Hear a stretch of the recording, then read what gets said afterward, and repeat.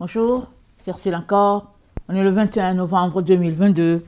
Alors, je viens sur la trompette aujourd'hui encore et je viens proclamer le retour de notre Seigneur Jésus-Christ. Soyons tous bénis, soyons remplis de sa joie. Amen. Soyons persévérants, soyons joyeux. Amen. Et travaillant de mieux en mieux à l'œuvre du Seigneur, n'est-ce pas?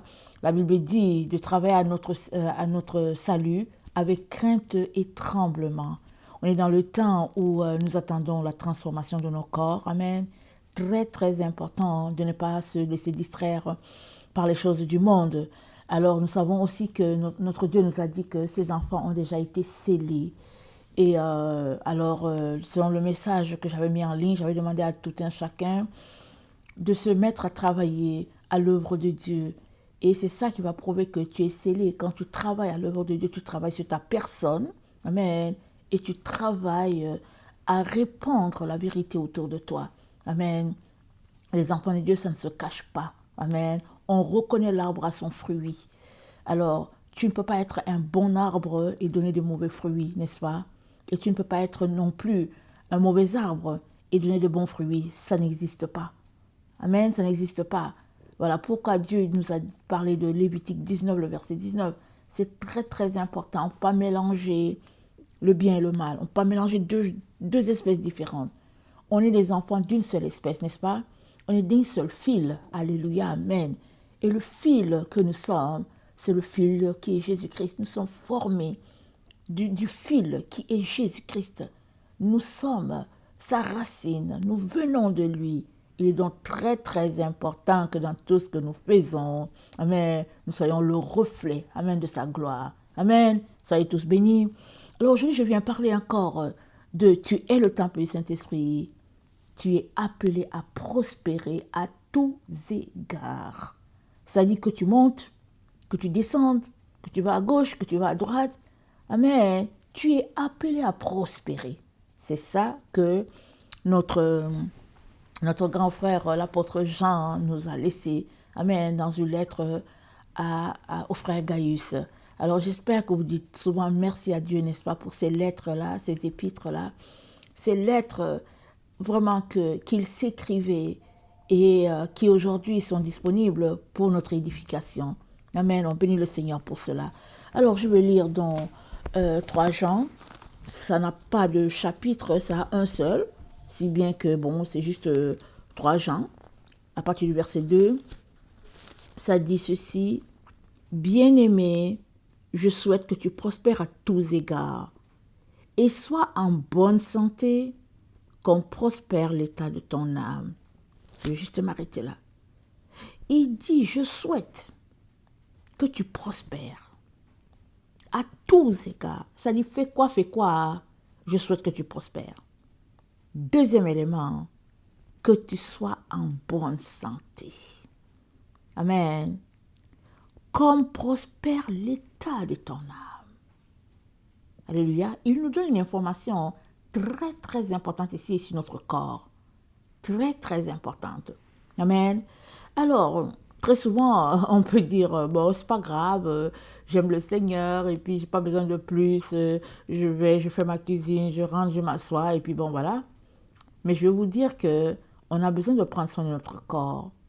Et ici, l'apôtre Jean nous montre que corps, âme et esprit doivent être en parfaite santé.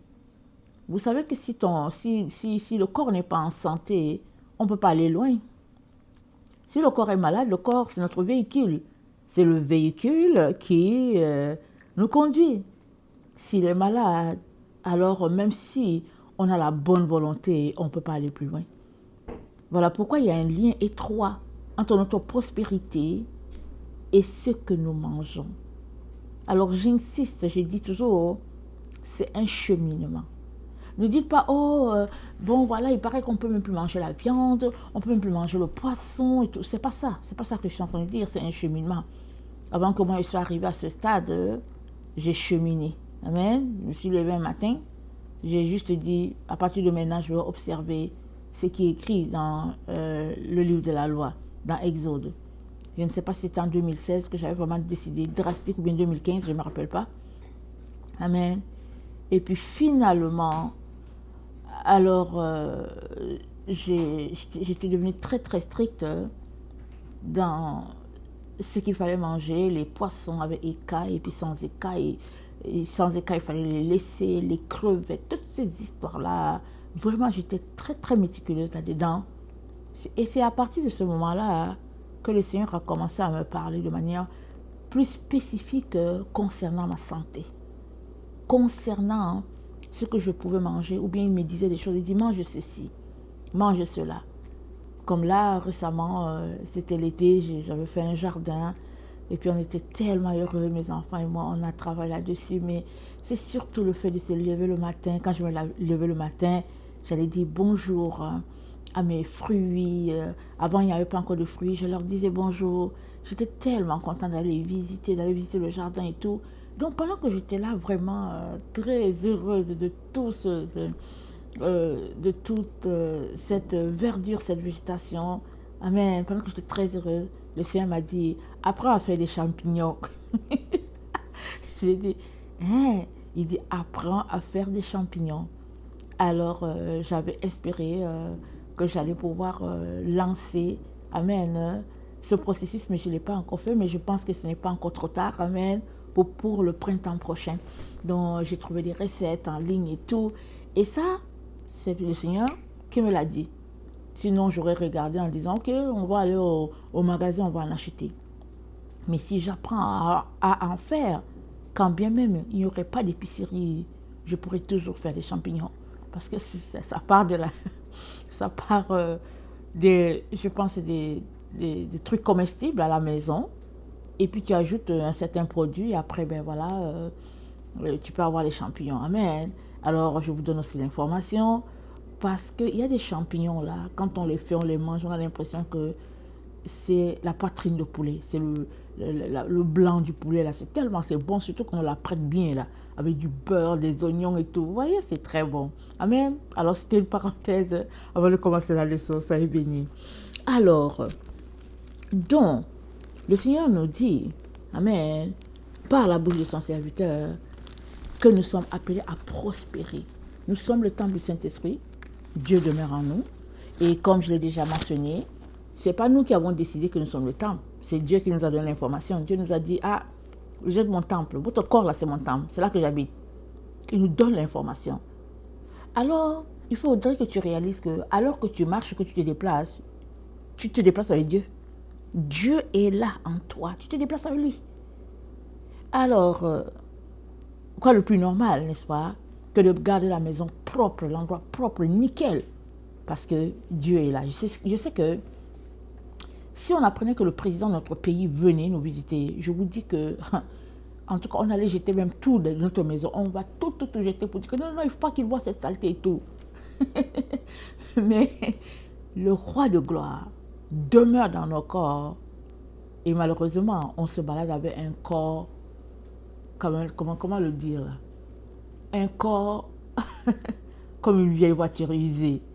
Vous savez, il y a les voitures usées, là, quand ils passent, là, ils sont de loin, tu entends le moteur, tu dis, Seigneur, c'est qui ça? En Afrique, on n'a pas de problème avec ces voitures-là. Il y en a, ça circule partout, peut-être aussi en Inde, peut-être aussi en Chine. Mais au Canada, en tout cas là où je vis, quand une voiture ronronne, au fait, c'est pas les gens. Quand une voiture fait du bruit, toi-même, tu es mal à l'aise parce que tu n'entends pas d'autres voitures faire du bruit autour de toi. Tu es tellement mal à l'aise. Les gens ne te disent rien, mais tu es tellement mal à l'aise que tu t'envoies rapidement chercher où tu peux arranger ton problème pour qu'il n'y ait plus de bruit, que ta voiture n'émette plus de bruit. Parce que tout autour de toi, c'est le calme, c'est la paix. Amen. On est capable de faire ça avec nos voitures. À combien plus forte raison devons-nous le faire avec notre corps, qui est le temple du Saint-Esprit? Amen. Alors, donc je suis allée regarder le mot âme. Âme, c'est 5590 et c'est l'endroit où Dieu a soufflé. C'est dit que notre âme, c'est l'endroit où Dieu a soufflé. Donc, quand on regarde ça, on se rend compte que ici, l'âme, le 5590, c'est-à-dire que c'est synonyme de l'esprit. Mais on doit savoir que on doit savoir que nous sommes une personne en 3 dimensions. Nous sommes corps, nous sommes esprit, nous sommes âme. Amen. Alors, mais l'âme, c'est le centre de nos émotions, de nos pensées, de notre volonté, de nos désirs. Amen. Et il y a encore beaucoup de choses vraiment là-dedans. Alors, la foi, par exemple, elle naît par la volonté de notre âme d'aller de l'avant. Amen. De croire à la chose qui est dite ou pas. Alors voilà un peu notre âme, c'est que ça renferme beaucoup d'autres choses, bien sûr, notre intelligence, tout ça c'est dans l'âme. Amen. Et l'apôtre Jean nous informe que cet endroit-là de notre corps a besoin de prospérer. Amen. Alors, il dit à Gaius, je souhaite que toi tu prospères comme l'état de ton âme. Ça dit quoi? Ça dit que fais quoi, ton âme prospère, d'une manière ou d'une autre. Parce qu'une âme, elle ne reste pas stable. Ton âme, elle va prospérer, ou bien elle va s'élever, ou bien elle va dégrader. Voilà. Alors, si ton âme s'élève, ça veut dire quoi? Ça veut dire que tu sors des bavardages inutiles, tu sors des mauvaises pensées. Et ça dit que tu es appelé à travailler, à avoir toujours des pensées élevées, des pensées positives, des pensées encourageantes, des pensées vraiment remplies d'énergie positive, comme on peut dire. C'est à toi de travailler là-dessus. Mais tu peux aussi te lever un matin et n'avoir que des pensées négatives de manière à faire dégrader ton âme. Ça dit que tu es là, tu critiques telle personne, tu es là, tu insultes telle autre, tu es là, tu te morfonds sur toi, tu es là, tu es découragé. Tout ça, ton âme est en mouvement. Amen. Ton âme est en mouvement. Et seulement que le mouvement qu'il est en train de faire, c'est un mouvement dans le sens négatif. Et c'est ça justement que nous devons éviter. Amen. Le livre de Proverbes nous dit quelque chose de très intéressant sur l'état de notre âme. Je vais le lire. Proverbe 15, le verset 13, ça dit ceci. Un cœur joyeux rend le visage serein, mais quand le cœur est triste, l'esprit est abattu. Amen. Un cœur joyeux rend le visage serein. Mais quand le cœur est triste, l'esprit est abattu. Et puis quand l'esprit est abattu, tu ne peux pas faire grand-chose. Et si tu fais quelque chose, c'est juste pour débiter les paroles négatives et puis bon, être de mauvaise humeur, comme on dit. Alors, pas agréable une telle attitude. Proverbe 17, le verset 22. Ça dit ceci. Un cœur joyeux est un bon remède, mais un esprit abattu dessèche les os. Mais quand tes os sont desséchés, c'est quoi? C'est la maladie. Tes os dessèchent. Pourquoi? Parce que tu es gris à l'intérieur. Excuse-moi, tu es frustré, on ne sait pas pourquoi. Tu es en colère, on ne sait pas pourquoi. Donc, ce n'est pas une bonne attitude du tout. Amen. Ce n'est pas une bonne attitude parce que notre esprit, amen, fait partie de notre âme. On a besoin d'être joyeux, toujours joyeux. Amen. La Bible nous dit quoi? D'être toujours joyeux, de se réjouir toujours en l'Éternel. Philippiens 4:4. Amen. Il faut toujours se réjouir en l'Éternel. Amen. Proverbe 18, le verset 14, ça dit ceci. Ça dit, l'esprit de l'homme le soutient dans la maladie, mais l'esprit abattu qui le relèvera. Mais l'esprit abattu, qui le relèvera? Et c'est à chacun d'entre nous de travailler pour ne pas avoir un esprit abattu, n'est-ce pas? C'est un travail. Ne pense pas que les choses vont venir tic au tac. Les gens qui sont sauvés un jour, sauvés toujours là, ils sont dans le leur, se disant que les choses vont marcher par elles-mêmes. Ils ne font rien de leur vie. Ils disent seulement Jésus m'a sauvé, c'est tout. Et ils commettent le péché comme ils veulent. Ils jouent aux cartes, ils jouent, comment on appelle ça, au bingo, et toutes sortes d'histoires. Ils sont là dans leur illusion là. Mais au fait, la vérité, c'est que Jésus-Christ t'a sauvé. Amen. Pour que tu puisses travailler sur ton âme, sur ta personne. Et comme elle a l'habitude de dire, mes enfants, pour être une meilleure version de toi-même. Amen. Et cela ne peut pas... C'est-à-dire, il y a des gens qui n'ont pas le Seigneur, qui essayent, vous voyez, de travailler sur leur caractère et tout et tout. Mais au fait, ils ne sont pas régénérés, n'est-ce pas? Il y en a qui font ça, qui travaillent sur leur caractère et tous les jours. Ils répètent des paroles et tout de manière d'être positif. Mais être positif ne va pas te donner la vie éternelle. Amen. Mais avoir donné ta vie à Jésus-Christ, c'est ça qui te sauve. Amen. Et maintenant que tu es sauvé, alors tu travailles de manière à être joyeux, à dire des paroles agréables, à t'abstenir des mauvaises paroles, à t'abstenir de tout ce que le Père n'aime pas, parce qu'il dit quoi? J'ai mis devant toi le bien et le mal.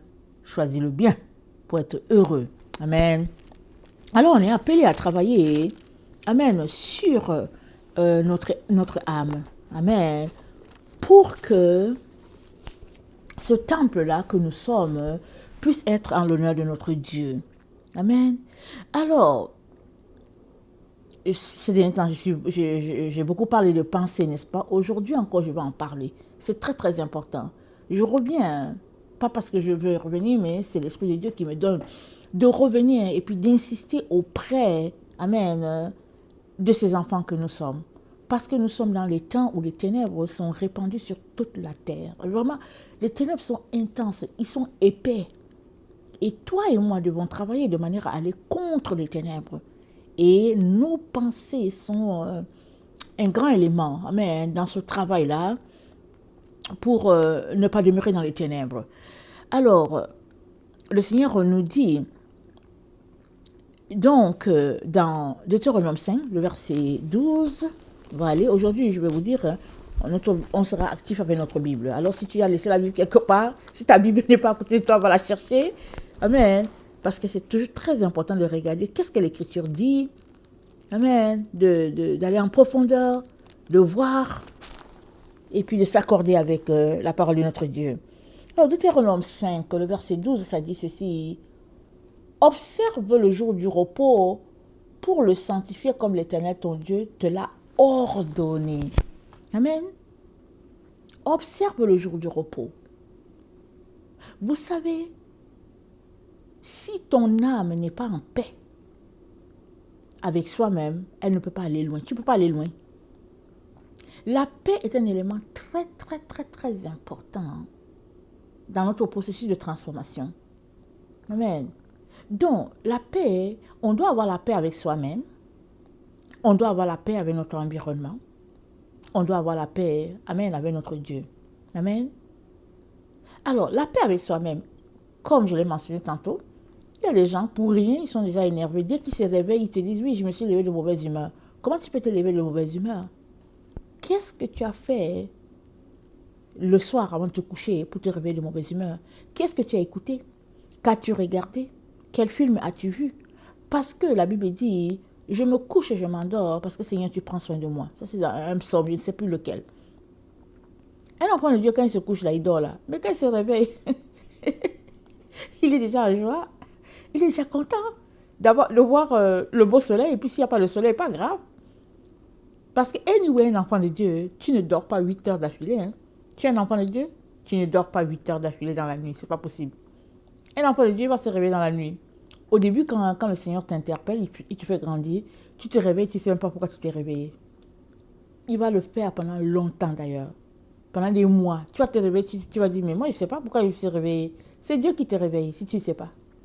Puisque tu ne sais pas pourquoi tu es debout, c'est Dieu qui te réveille. Mets-toi à prier, tu vas voir ce qui va t'arriver. Dès que tu te mets à prier, l'ennemi va te faire dormir.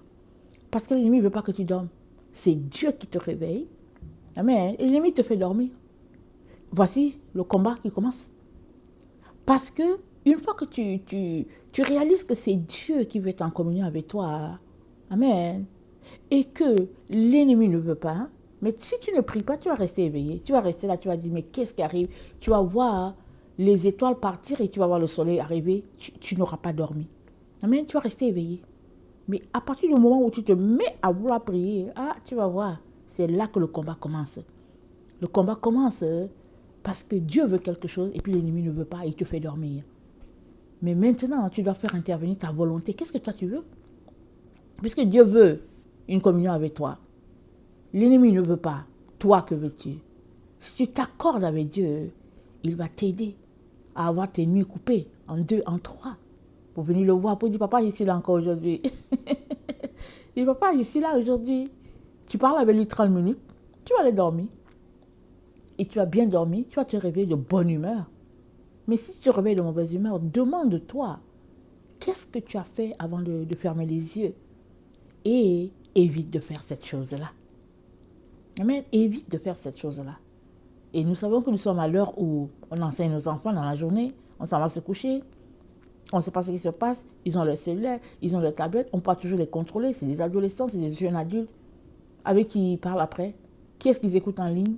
Vous voyez, le défi est très grand pour les parents de notre temps. Hein. Amen.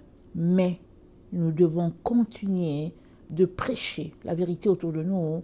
Amen. Pour que nos enfants réalisent que c'est une affaire de volonté, de vouloir entrer en communion avec Dieu.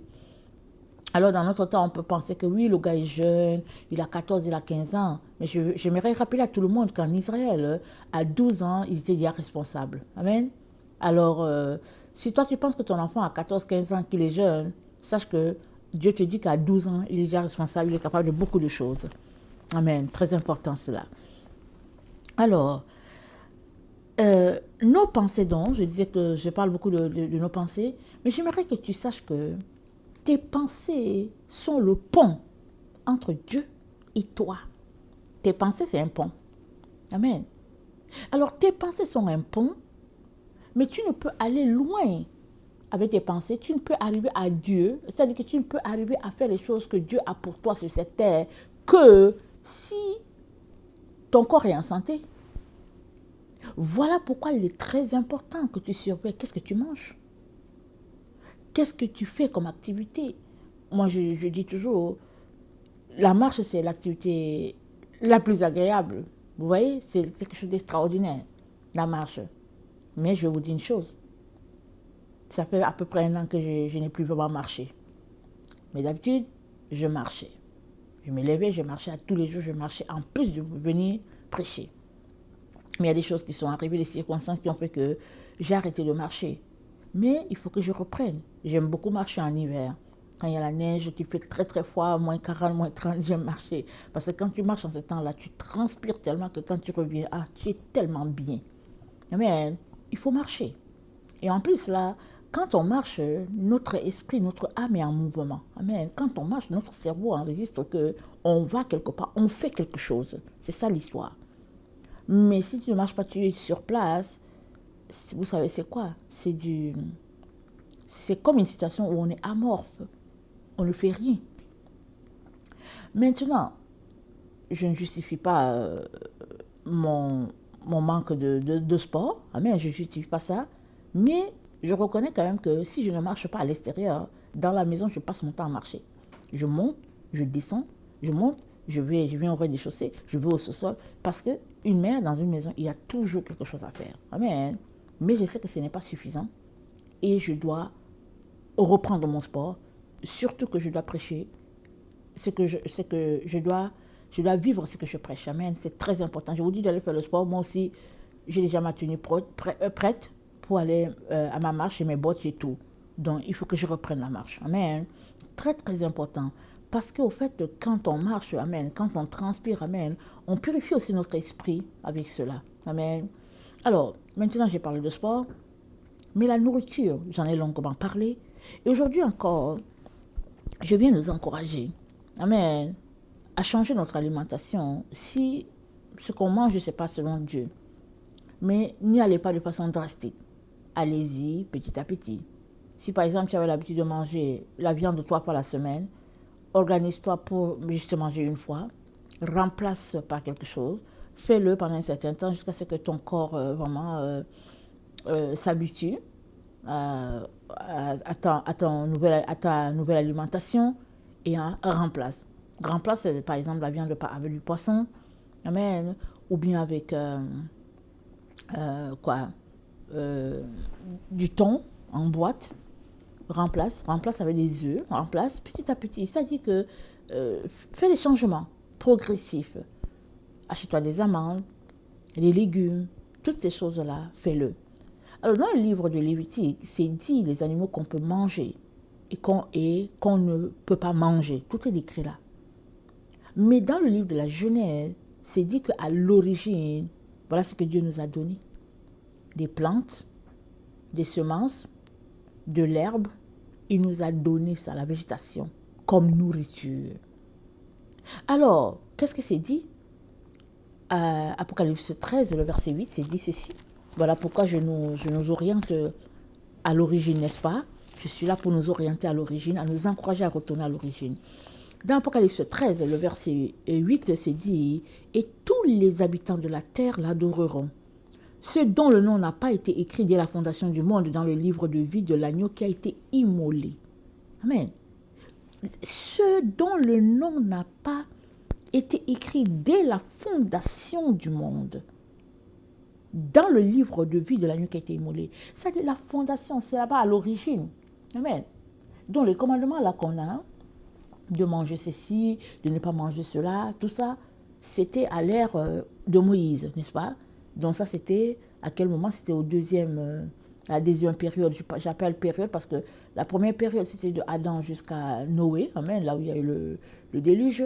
Après cela, il y a Moïse qui est venu. Après Moïse, il y a Jésus qui est venu. Et maintenant, nous sommes dans la quatrième période. Amen. Qui est la quatrième, qui est la génération de la fin aussi. Amen. Alors, donc, ce n'est pas Moïse l'origine. L'origine a commencé à Adam. Et dans la Genèse, on sait ce que Dieu avait planifié à l'origine. À l'origine, il ne nous a pas planifié qu'on allait manger les animaux. Amen. Et il est important que toi et moi travaillions pour retourner à l'origine. C'est vrai, ce n'est pas facile. Et je peux vous dire que moi, je suis arrivée à l'endroit où, vraiment, par la grâce de Dieu, je suis complètement végétarienne. Mais j'ai des enfants. Okay? Je vous ai dit que j'ai 8 enfants. J'ai des enfants.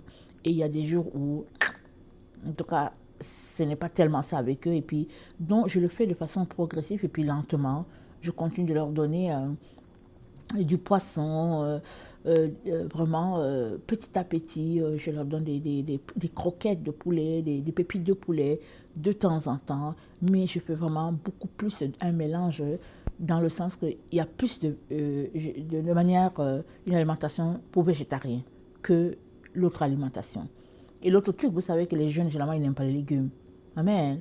Bon, quand ils étaient petits, j'essayais de forcer, mais ce n'est pas tous les jours dans la semaine. On pouvait peut-être manger les légumes, peut-être 2 fois dans la semaine, parce qu'ils ont la nourriture qu'ils aiment. Mais là, maintenant, il faudra que ce soit plutôt les pépites de poulet, les pépites de poisson qui soient 2 fois la semaine, et puis les végétaux, 5 fois. Alors, c'est tout un défi, mais il faut y arriver. Amen. Il y a aussi les pâtes alimentaires, le macaroni, le spaghetti, je sais pas, les linguini, toutes ces affaires-là. C'est des choses que si tu les apprêtes, vraiment, c'est tellement bon que quand tu te mets à les manger, tu te dis, mais je cherche la viande, pourquoi? Amen. Donc, on doit travailler là-dessus. Alors, à l'origine, tout ce qui retourne à l'origine, amen, leur nom est écrit dans le livre de vie de l'agneau. Amen. Et ça, c'est une force. C'est la gloire de Dieu. Ils sont marqués du sceau de Dieu. Et je prêche, nous encourageant tous à retourner à l'origine. Et c'est volontaire. Si tu le veux, Dieu va t'aider.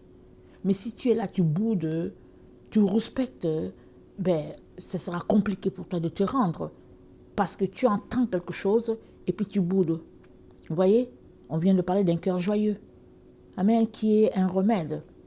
Amen. Et puis un cœur triste, ça dessèche les os. Alors, travaillons de manière à avoir toujours un cœur joyeux. Amen. Alors, on venait de lire Deutéronome 5, le verset 12, qui dit « Observe le jour du repos pour le sanctifier comme l'Éternel. Ton Dieu te l'a ordonné. » Dieu a donné des ordres. Dans le repos, c'est très très important. Mais il dit « Tu travailleras 6 jours et tu ne feras pas ton ouvrage. Mais le 7e jour est le jour du repos de l'Éternel, ton Dieu. Tu ne feras aucun ouvrage, ni toi, ni ton fils, ni ta fille, ni ton serviteur, ni ta servante, ni ton bœuf, ni ton âne, ni aucune de ces bêtes, ni l'étranger qui est dans tes portes, afin que ton serviteur et ta servante se reposent comme toi. » Donc j'ai dit quoi? J'ai dit la paix, c'est dit quoi? Le jour du repos. Donc, le repos, c'est quelque chose qui nous donne la paix. Dieu a prévu cela, le repos pour notre corps, mais nous avons aussi besoin du repos pour notre âme.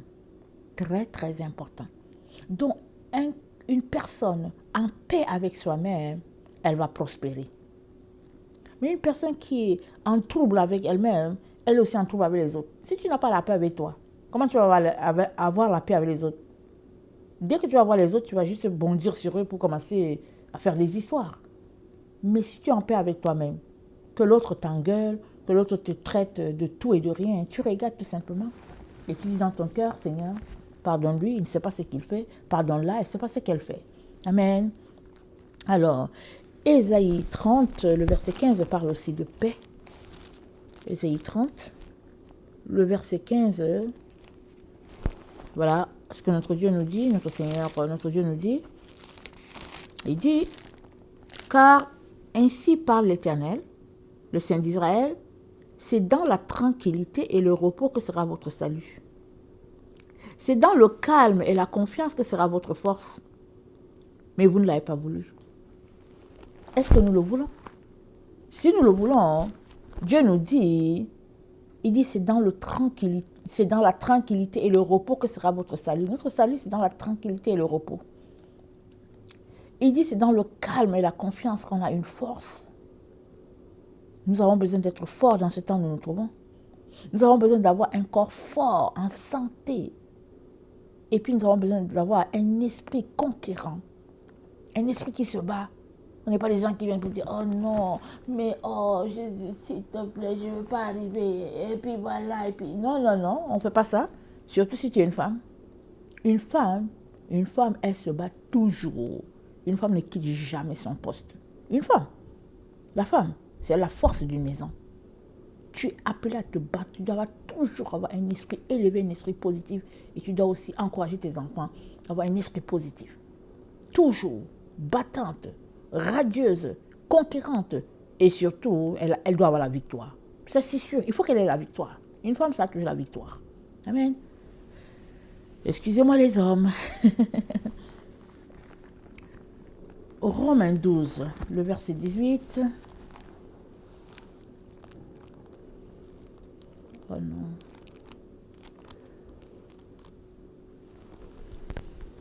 Romains 12, le verset 18.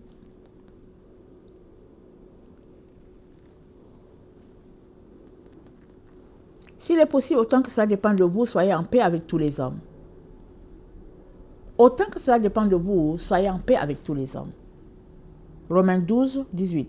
Un verset similaire, c'est Hébreux 12, le verset 14, ça dit « Recherchez la paix avec tous et la sanctification sans laquelle personne ne verra Dieu. » Recherchez la paix avec tous et la sanctification sans laquelle personne ne verra Dieu. Donc, on est au niveau de nos pensées, on est au niveau de la paix. Si tu n'es pas en paix avec toi-même, il n'y a pas moyen que tu sois en paix avec l'autre. Amen. Maintenant, si tu es en paix avec toi-même, recherche la paix avec l'autre. Souvent, ça ne dépend pas de toi forcément. Souvent, toi, tu veux la paix, l'autre veut juste la guerre. La meilleure façon, c'est de fermer ta bouche. Ok? Tu fermes ta bouche, tu regardes, c'est tout. Que ce soit dans ta maison, que ce soit dans la communauté, peu importe. Parce que si tu es quelqu'un qui a toujours le zip à ta bouche, qu'est-ce que les gens vont te faire? Après avoir cherché la guerre avec toi, et s'ils voient que tu ne réagis pas, tout ce qu'ils peuvent faire, c'est te bousculer, et puis, vous comprenez? Donc, toi, tu as la responsabilité de chercher la paix. Si l'autre veut la guerre, tu la laisses à sa guerre, tu le laisses à sa guerre. Tu les laisses à leur guerre.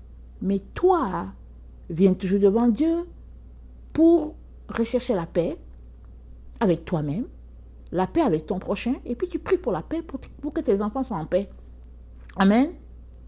Autour d'eux. Et nous savons qu'avec les jeunes, c'est un peu plus compliqué, n'est-ce pas? Mais c'est toujours de prier, de prendre l'exemple de Job, qui priait toujours pour ses enfants, et d'être dans cette atmosphère-là, de toujours prier pour les siens, et puis réclamer la paix. Et maintenant, que tu recherches la paix, c'est dit la sanctification, la sainteté. Rechercher la paix et la sanctification. Alors la sanctification, c'est le processus d'être mis à part, n'est-ce pas?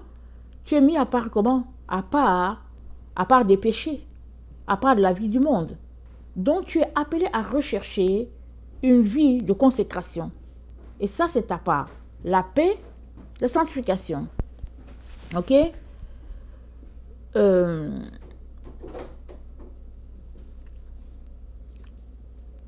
La paix, ça rend ton esprit paisible. Amen. Ça rend ton esprit paisible. Pendant que tu es dans cette ambiance de paix, tu as un esprit vraiment tranquille, œuvrant, dans une relation, amen, de purification avec ton Dieu. Alors, on va lire Siracide 21, le verset. Attendez, il faut que je m'assure que j'ai ça. Siracide.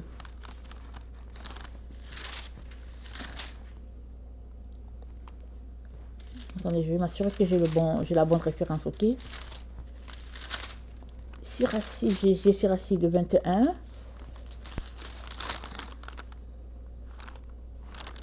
Excusez-moi.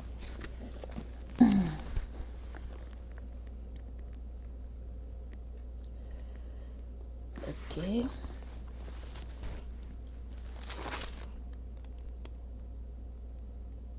Ok, c'est pas à cet endroit, ok? Je le cite dans un autre point, excusez-moi. Excusez-moi de vous avoir un peu induit en erreur. Donc, je parlais de paix, et maintenant, je parle de pratique de la loi. Amen. J'ai parlé de paix avec soi, avec les autres et tout. Le deuxième point, amen, dans prospérer à tous égards, comme prospère l'état de notre âme, c'est la pratique de la loi. Tu ne peux pas prospérer dans ta relation avec Dieu si tu ne lis pas la Bible et si tu ne la mets pas en pratique. C'est pas possible. Tu seras juste comme quelqu'un qui vient regarder la télévision et puis qui rit, ha ha ha, et puis tu es parti. Tu seras comme quelqu'un qui lit un journal. Et quand tu as fini de lire le journal, tu dis que ouais, il a dit ceci, il a dit cela, et puis tel ministre a fait ceci, et puis ceci a fait cela, et puis c'est tout. Mais si tu lis la Bible et que tu te mets à mettre en application ce que la Bible dit, alors tu viens de commencer à être sur le chemin de la pratique. Tu viens de commencer, tu es juste au début de pratiquer la loi de l'Éternel. Tu viens d'embarquer sur le bon chemin, mais tu as tes débuts. Amen. C'est en ce sens-là que je cite donc Siracide 21, le verset 11 à 19. Ça nous dit ceci. Ça dit, celui qui observe la loi reste maître de sa pensée, et la crainte du Seigneur a pour terme la sagesse. Il n'arrivera pas à être éduqué, celui qui manque d'habileté, mais il y a une habileté qui engendre beaucoup d'amertume. La science du sage grossit comme un déluge, et son conseil est comme une source d'eau vive. Le cœur du sot est comme un vase brisé. Il ne peut rien retenir. Il ne peut rien retenir de ce qu'il apprend. Ok? Si un homme instruit entend une parole sage, il l'approuve et renchérit. Amen. Si un homme instruit entend une parole sage, il l'approuve et renchérit. Le débauché, l'a-t-il entendu? Elle lui déplaît et la rejette derrière son dos. Le discours du sot est comme un fardeau sur la route, mais sur les lèvres de l'intelligent, on trouve de l'agrément. Dans l'assemblée, on cherche à entendre l'homme sensé, et dans le cœur, on médite ses paroles. Une maison délabrée, telle est la sagesse aux yeux du sot. Et la science de l'homme intelligent n'est que discours incohérent. Comme des entraves aux pieds, telle est l'instruction pour l'imbécile, et comme des menottes à la main droite. Le sot, attends, ça s'arrête là. Donc voilà. Celui qui observe la loi reste maître de sa pensée. Et la crainte du Seigneur a pour terme la sagesse. Alors, l'observance de la loi, très très important pour qui veut rester maître. Amen. De sa pensée. C'est-à-dire que ce n'est pas quelqu'un d'autre qui contrôle ta pensée, c'est toi. Ce n'est pas les médias qui le contrôlent.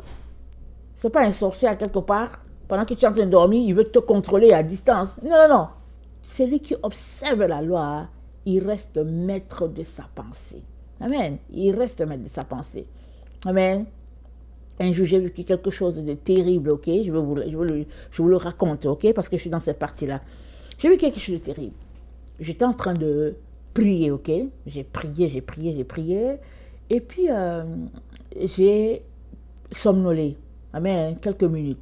Ok? J'ai pris le temps pour me reposer un peu. Je ne dis pas j'ai somnolé, j'ai pris le temps pour me reposer un peu. Mais je ne me suis pas reposé longtemps. Hein. Je ne sais même pas si ça a duré 20 minutes. Parce que souvent, je prie après 2-3 heures comme ça. Je dis, ok Seigneur, le Seigneur me donne la pause un peu, je dors un peu. Et puis, par la grâce de Dieu, je me lève encore. Et puis, bon, je continue de prier, par la grâce de Dieu. Alors, pendant que je me reposais, c'était vivant, ok? Je vois quelqu'un, il vient, il veut faire sortir mon esprit de moi. Ok? Il essaie de tirer mon esprit pour le faire sortir. Mais il n'arrive pas, parce que mon esprit, il n'arrive pas à l'enlever. Mais il fait tout ce qu'il peut, mais mon esprit refuse de sortir, ok? Mon esprit se colle tout simplement à ma personne. Mon esprit est là, et puis, et moi, je regarde ça, vous voyez, je suis détachée, je regarde ça, et puis je ne suis pas contente de ce que je vois. Je dis, Seigneur, qu'est-ce que je parle? Le Seigneur dit, sois calme, sois calme. Ok? Le Seigneur me dit, sois calme, laisse. Alors, la personne essaye un certain temps et tout, finalement, la personne laisse faire, ok? Elle laisse faire. Et finalement, le Seigneur m'a dit, j'ai permis ça pour te montrer ce qui se passe dans le monde spirituel. Il dit, la personne qui a fait ça, même si elle est à des milliers de kilomètres, elle a compris qu'il n'y a pas moyen que ton esprit sorte parce que tu es maîtresse de ta pensée, tu es maîtresse de ton être. C'est Dieu qui habite en toi. La personne l'a compris tout de suite. Il dit, mais il est important que tu le saches parce qu'il faut que tu saches comment les gens font. Quand l'esprit de mes enfants n'est pas mûr, n'est pas assis dans la parole de Dieu, quand mes enfants négligent la parole de Dieu, c'est comme ça que le sorcier, l'ennemi, vient les attaquer et vient faire sortir l'esprit d'eux ou bien envoyer toutes sortes de liens à la personne au fait qu'il n'a pas amené son esprit à maturité. Amen. Le Seigneur a dit l'importance de la parole. Il dit, je t'ai fait vivre ça pour que tu vois l'importance de la parole dans la vie de quelqu'un. Il dit la parole, c'est Dieu lui-même. Donc, pendant que cette personne a essayé de faire sortir ton esprit, ça pesait. Mais il s'est vertué à dire qu'il va le faire. Mais ça pesait tellement qu'il a démissionné.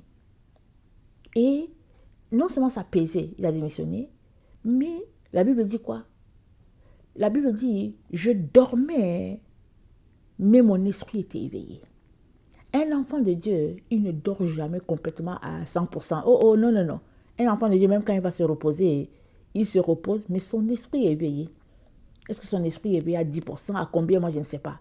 De telle sorte que, dès qu'il y a quelque chose qui arrive, l'esprit de la personne est réveillé, la personne est debout et c'est ce qui se passe.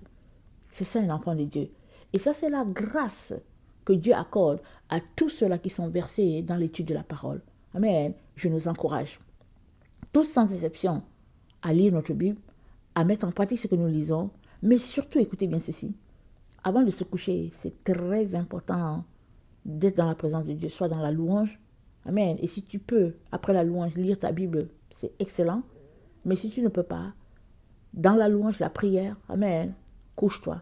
Ne va jamais te coucher comme ça, comme les gens du monde, qui s'en vont se coucher, ils regardent sur leur cellulaire, là, ils zappent, ils parlent aux gens au téléphone, ils parlent à WhatsApp, et puis finalement, ils disent, ok, je m'en vais dormir. Mais la personne avec qui tu as parlé, qui est-elle?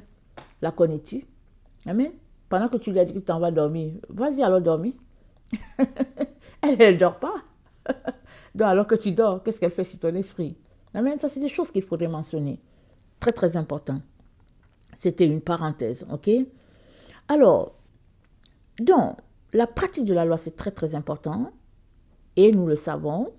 depuis ces derniers temps, peut-être au moins 3 mois, j'insiste là-dessus, le respect de la loi de la nature, très très important. Parce que nous savons désormais que nous avons une mère, et puis notre mère, c'est la terre. Nous avons été façonnés à partir de la terre, et Dieu ne l'a pas fait dans le vide, parce que la terre, elle est vivante. La terre est vivante, la terre a une âme. Amen. Je vais enseigner là-dessus. Amen. Et puis c'est Dieu qui me donne ces enseignements-là. La terre a une âme. Amen. Et nous savons que la terre, elle a à son service 7 anges. L'ange de l'eau, l'ange du soleil, l'ange de l'air, l'ange, comment on appelle ça là? L'ange de la joie, l'ange de la vie. On a qui d'autre? Je pense que je manque certains. Alors, je ne les ai pas comme ça, mais il y a 7 anges au service de la mère terrestre. La mère terrestre elle-même, amen. Et on a 6 autres qui sont là. Et pendant que tu entres en communion avec eux, tu es en train d'entrer en communion avec l'arbre de vie. Ok? L'arbre de vie qui est dans le jardin. Amen. Le jardin d'Éden. Le jardin de Dieu. Le jardin que Dieu a placé. Le jardin éternel. Amen. Alors que tu entres en communion avec tes 14 anges, 7 anges du Père, 7 anges de la Mère, chaque jour, tu es en train de manger dans l'arbre de vie. Amen. Ça, c'est le premier élément. Mais qu'est-ce que tu es en train de faire? Tu es en train de manger là-bas pour vivre éternellement. Amen. Parce que c'est dit quoi? C'est dit que quand Adam et Ève ont péché, on les a chassés du jardin d'Éden. Et maintenant, Dieu ouvre nos yeux pour que nous retournions. Nous sommes en train de retourner au jardin d'Éden. Les enfants de Dieu sont, en tout cas, ils sont retournés. Et les autres sont en train de, un coup de route pour le jardin d'Éden. En train de manger l'arbre de vie qui donne de ses fruits. Amen. Et dans cet arbre-là de vie, amen, c'est dit quoi? Lisons Apocalypse 22, c'est là-bas, c'est dit, des 2 bords, il y avait un arbre. Un bord, c'est le Père terrestre, l'autre bord, c'est la Mère céleste. Non, un bord, c'est le Père céleste, l'autre bord, c'est la Mère terrestre. C'est important, il ne faut pas que j'inverse des choses, n'est-ce pas? L'autre bord, c'est la Mère terrestre. On a les 14 anges, amen. Et puis à l'arbre, amen, il y a les branches de l'arbre.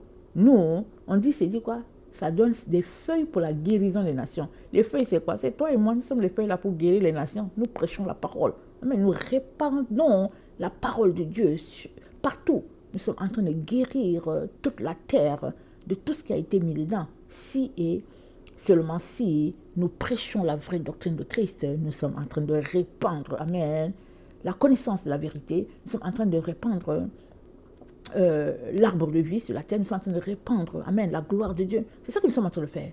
Pendant que nous sommes en train de faire cela, nous sommes en train de régénérer la terre est en train de revivre, amen. Et qu'est-ce qui se passe? Pendant que les enfants de Dieu sont en train de planter, amen, à nouveau dans le jardin d'Éden, en train de faire pousser ces arbres, cette verdure, ceux-là qui sont ennemis de Dieu vont être ôtés de la terre. Amen. Ils vont être ôtés d'une manière ou d'une autre. Certains vont mourir. Amen. Parce que pourquoi est-ce que Dieu a donné l'arbre de vie? C'est pour qu'on puisse vivre éternellement, n'est-ce pas? Mais c'est ceux qui vont manger l'arbre de vie qui vont vivre éternellement. Donc ceux qui ne le mangent pas, ils seront détruits. Ils vont mourir. C'est ça, n'est-ce pas? C'est ça que le Seigneur est en train de nous dire. L'ennemi nous a amenés à manger l'arbre de la connaissance du bien et du mal. Amen. Et on s'est retrouvés là. Et dans notre temps, on pratique ça bien là, avec notre vie de la Odyssée. Mais Dieu nous dit que nous sommes dans le temps où l'arbre de vie est disponible à nouveau. Et c'est un choix. C'est une volonté. Si toi tu dis, oh, c'est du bluff, c'est ton problème. C'est ton problème. Mais si toi tu dis, oh Seigneur, je n'avais pas saisi ça, je viens de saisir la vérité, et que tu travailles, amen, à faire revivre ton âme, ton esprit, alors tu vas demeurer dans le jardin. Amen. Éternellement, s'il te plaît. Éternellement, pas seulement pour 1000 ans, mais éternellement. Amen. Alors, il faudrait qu'on... par la grâce de Dieu, je vais apporter des enseignements petit à petit, n'est-ce pas? On va débloquer certaines choses vraiment qui sont des nœuds dans notre esprit. Amen. Qui nous empêchent de saisir ce que Dieu est en train de faire. Alors, dans Ésaïe 65, Dieu nous dit ceci, on va le lire. Ésaïe 65, parlant du temps dans lequel nous sommes. Ésaïe 65.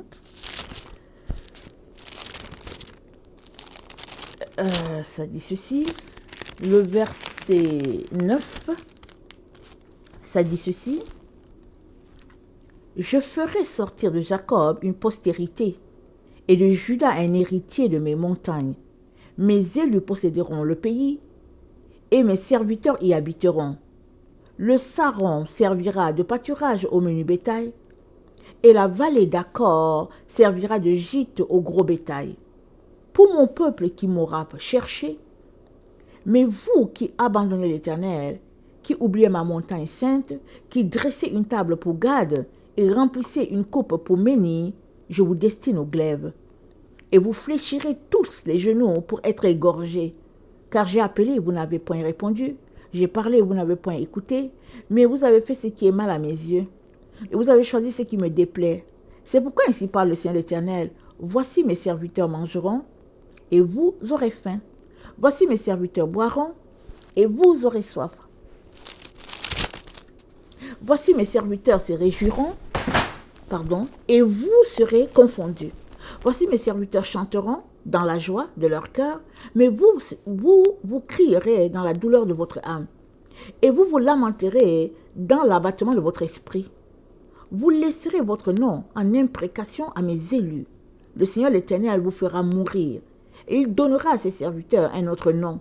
Celui qui voudra être béni dans le pays voudra l'être voudra l'être par le Dieu de vérité. Et celui qui jurera dans le pays jurera par le Dieu de vérité.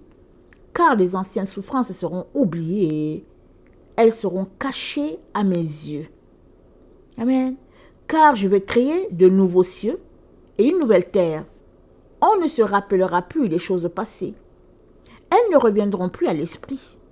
Réjouissez-vous plutôt et soyez à toujours dans l'allégresse à cause de ce que je vais créer. Car je vais créer Jérusalem pour l'allégresse et son peuple pour la joie. Je ferai de Jérusalem mon allégresse et de mon peuple ma joie. On n'y entendra plus le bruit des pleurs et le bruit des cris. Et il n'y aura plus ni enfants ni vieillards qui n'accomplissent leur jour. Car celui qui mourra à 100 ans sera jeune. Et le pécheur âgé de 120 sera maudit. Ils bâtiront des maisons et les habiteront. Ils planteront des vignes et en mangeront le fruit. Ils ne bâtiront pas des maisons pour qu'un autre les habite. Ils ne planteront pas des vignes pour qu'un autre en mange le fruit. Car les jours de mon peuple seront comme les jours des arbres. Et mes élus jouiront de l'œuvre de leurs mains. Ils ne travailleront pas en vain. Ils n'auront pas des enfants pour les voir périr. Car ils formeront une race bénie de l'Éternel. Et leurs enfants seront avec eux. Avant qu'ils m'invoquent, je répondrai. Avant qu'ils aient cessé de parler, j'exaucerai. Le loup et l'agneau paîtront ensemble. Le lion comme le bœuf mangeront de la paille. Et le serpent aura la poussière pour nourriture. Il ne se fera ni tort ni dommage sur toute ma montagne sainte, dit l'Éternel. Amen. On est dans ce temps-là. C'est pas parce qu'on est au début de ce temps qu'on n'y est pas. On est dans ce temps. Prends cette parole. On est dans le temps. Si tu es là, tu attends que l'enlèvement vienne se passer, qu'on te prend, on te plaît, on te projette de l'autre côté. Au fait, ce n'est pas ça. C'est pas ça qu'il faut que tu comprennes. Amen. Tu es là pour posséder l'endroit que Dieu avait prévu pour ses enfants depuis l'origine. Il a placé Adam dedans. Amen. L'ennemi est venu vraiment les mélanger. Amen. Et l'ennemi a pris ce que Dieu avait prévu pour Adam. Et depuis, l'ennemi se donne à cœur joie. Amen. Et là, nous sommes dans le temps où les enfants de Dieu sont en train de tout reprendre. Vous vous rappelez, j'ai fait une vidéo sur la pierre qui a frappé la montagne. Amen. Daniel 2, le verset 35, si on a une bonne mémoire. Regardez dans les vidéos, ok? Je suis désolée, je n'ai pas une playlist parce que bon, trop compliqué, je ne m'y connais pas beaucoup. Mais voilà un peu ce que je veux dire.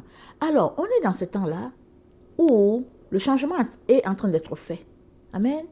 Alors, quelle est la différence? La différence est que Ésaïe 65 nous parle de la vie. Amen. Alors, l'ennemi a envoyé la mort dans le jardin. Dieu avait prévu la vie. L'ennemi a envoyé la mort et Dieu nous dit, c'est la vie à nouveau dans le jardin, avec la consommation de l'arbre de vie qui donne de ses fruits pour la guérison des nations. Amen. Dans Apocalypse 2, le verset 7, il nous a dit, il dit quoi? Il faut qu'on le lise, il faut que tu saches bien ce qu'il a dit. Apocalypse 2, le verset 7, c'est dit, que celui qui a des oreilles entende ce que l'Esprit dit aux églises. À celui qui vaincra, je donnerai à manger de l'arbre de vie qui est dans le paradis de Dieu. À celui qui vaincra. Moi, chaque fois que je lisais cette partie-là, je pensais que quand on va arriver dans le paradis, là-bas au ciel, on va pouvoir manger l'arbre. Alors un jour, je lisais, le Seigneur me dit, non, tu peux déjà manger l'arbre ici. J'ai dit, mais comment? J'ai dit, mais comment? Peut-être c'était en 2018. Je lui ai dit, mais comment on va manger l'arbre ici? Ça veut dire quoi? Il dit, non, mais vous savez, l'arbre, on le mange déjà sur la terre. Mais il était en train, vous voyez, d'allumer ma conscience à quelque chose, ok? Donc j'avais commencé à chercher, je me suis dit, mais on va manger l'arbre comment? J'ai commencé à chercher, par la grâce de Dieu, et j'ai fini par trouver. Alléluia. Donc on est déjà en train de consommer l'arbre là, sur la terre. Amen. Et c'est dit quoi? Il dit à celui qui vaincra. Amen et alléluia. Ça veut dire quoi pour toi? Ça veut dire que tu es vainqueur là. Alléluia. Tu es vainqueur. Si tu es là, en train de pratiquer les 14 communions avec tes anges, en train d'avoir ta relation avec ton Père Céleste, d'avoir une relation avec la Mère Terrestre, si tu es là en train de pratiquer la doctrine de Christ telle qu'il l'a conçue, alors tu fais partie des vainqueurs. Amen. Et tu dois continuer jusqu'au bout. Amen. Et le bout, c'est où? Le bout, c'est la transformation de ton corps corruptible maintenant en un corps incorruptible. Ça arrive. Dans les jours qui viennent, ça arrive. Continue tout simplement. Amen. Les choses, c'est pas comme les gens nous ont expliqué. Ok? C'est pas comme ça. On va revenir là-dessus. Mais pour le moment, je ne vais pas sortir de mes pensées. Ok?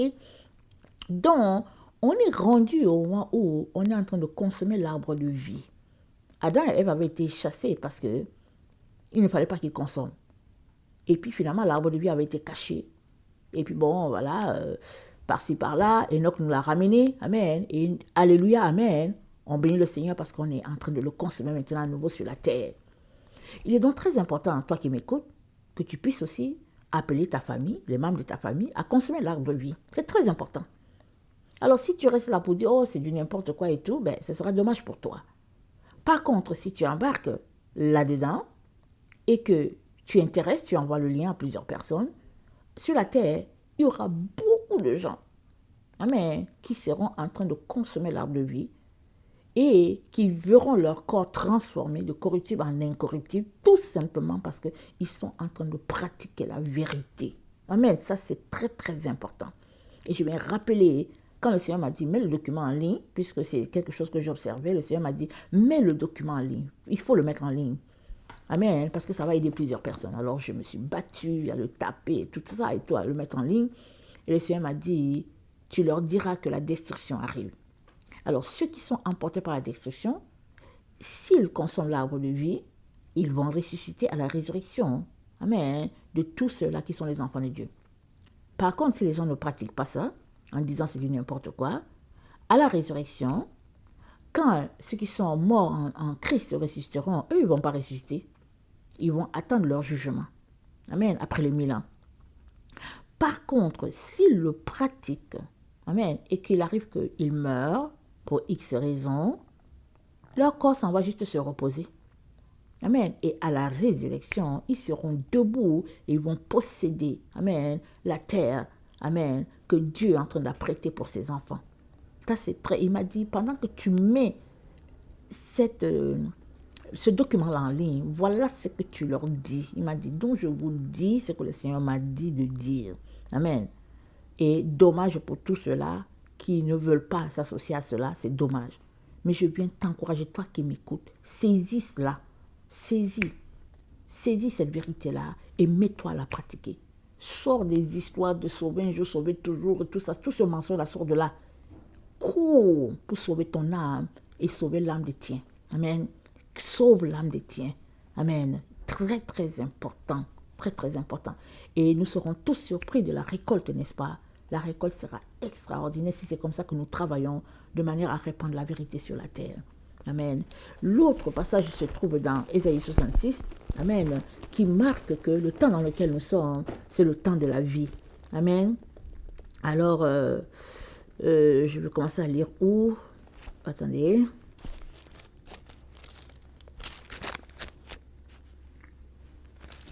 Ok.